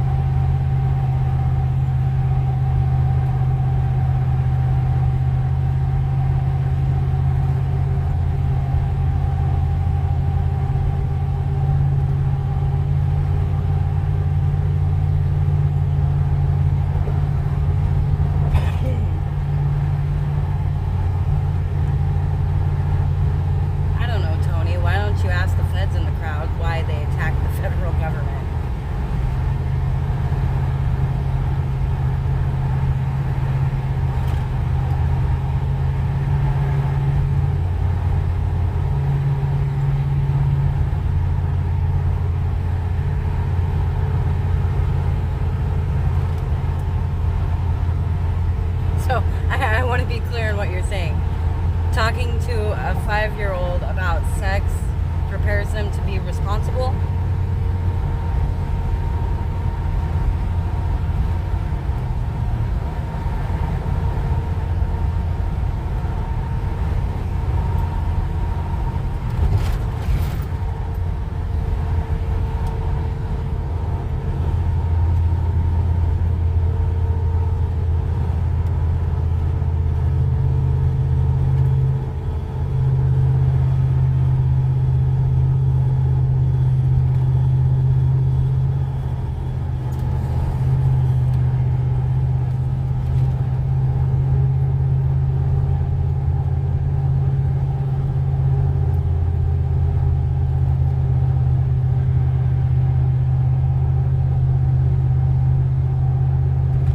Yes, but they're being told it's okay to put chemicals in their body to change their sex.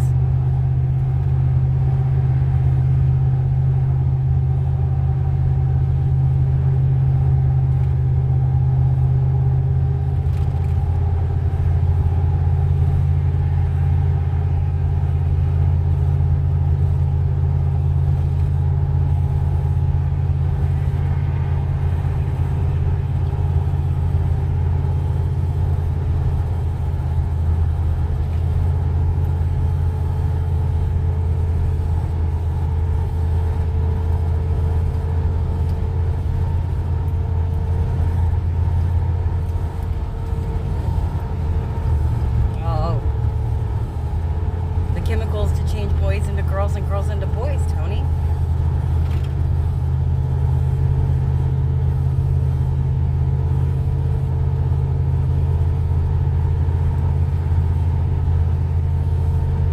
What do you mean, Danny?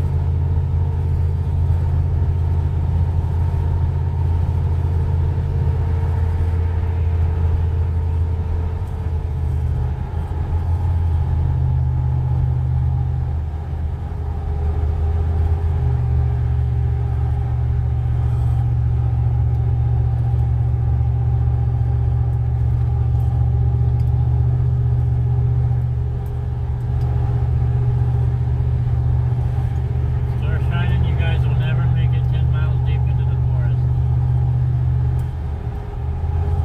You will be lost before we make it there.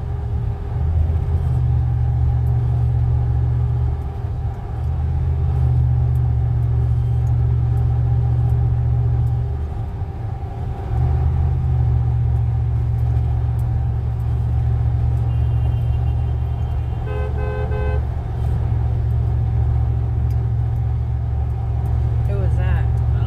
Oh.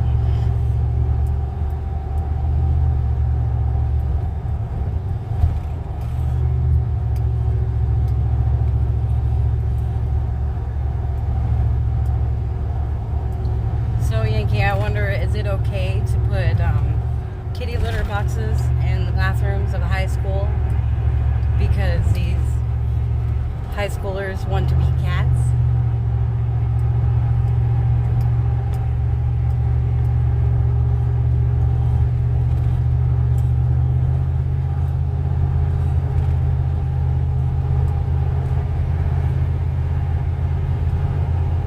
No, Danny, we don't need Trump. Trump is just a man. We need God.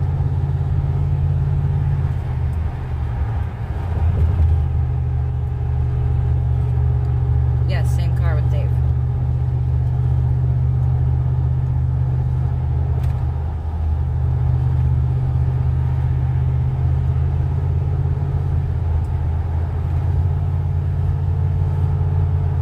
Yes, Yankee, I can agree that's weird.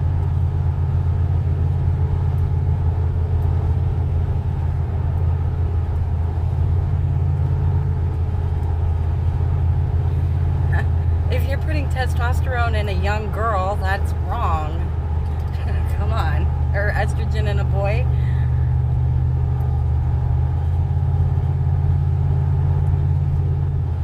We are headed to a campground about 10 miles deep in the forest.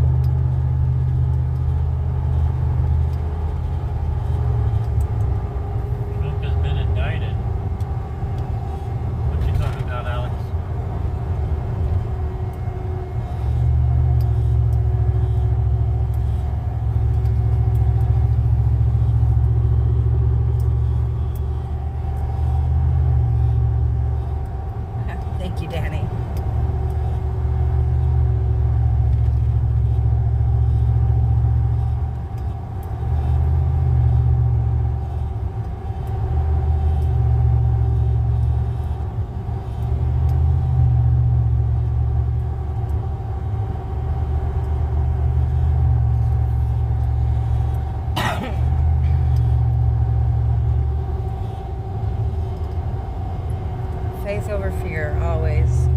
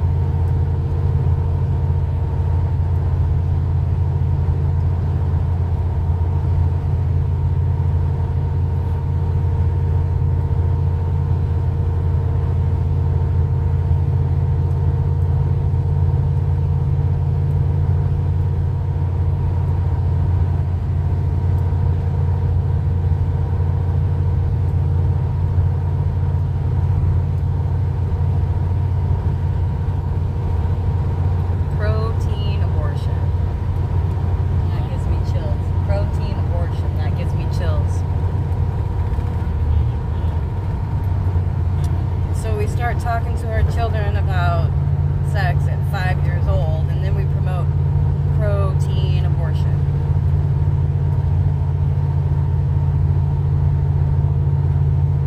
Makes sense to me. You get them all messed up, that way they won't be able to be alive and then kill them.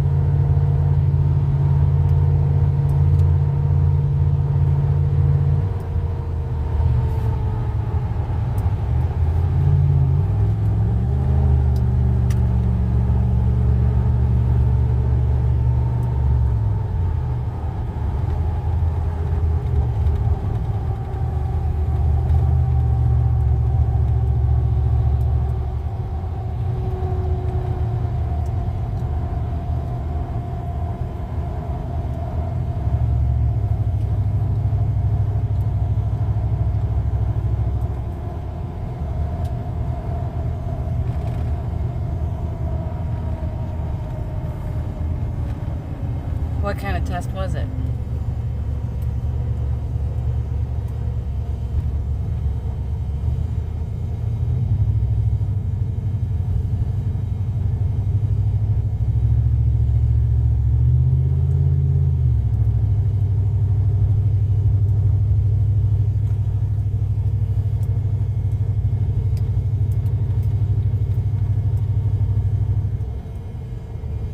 They are very confused and angry. When we spent the 34 days on the mall and I got to meet some of these people.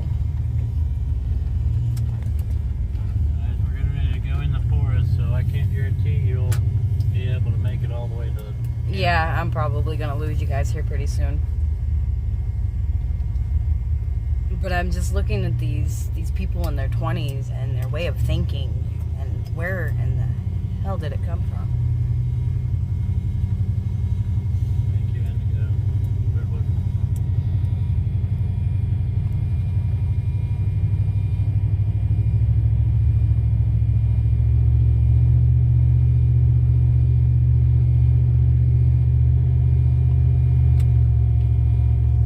Okay. I don't think they teach, regular subjects in school anymore.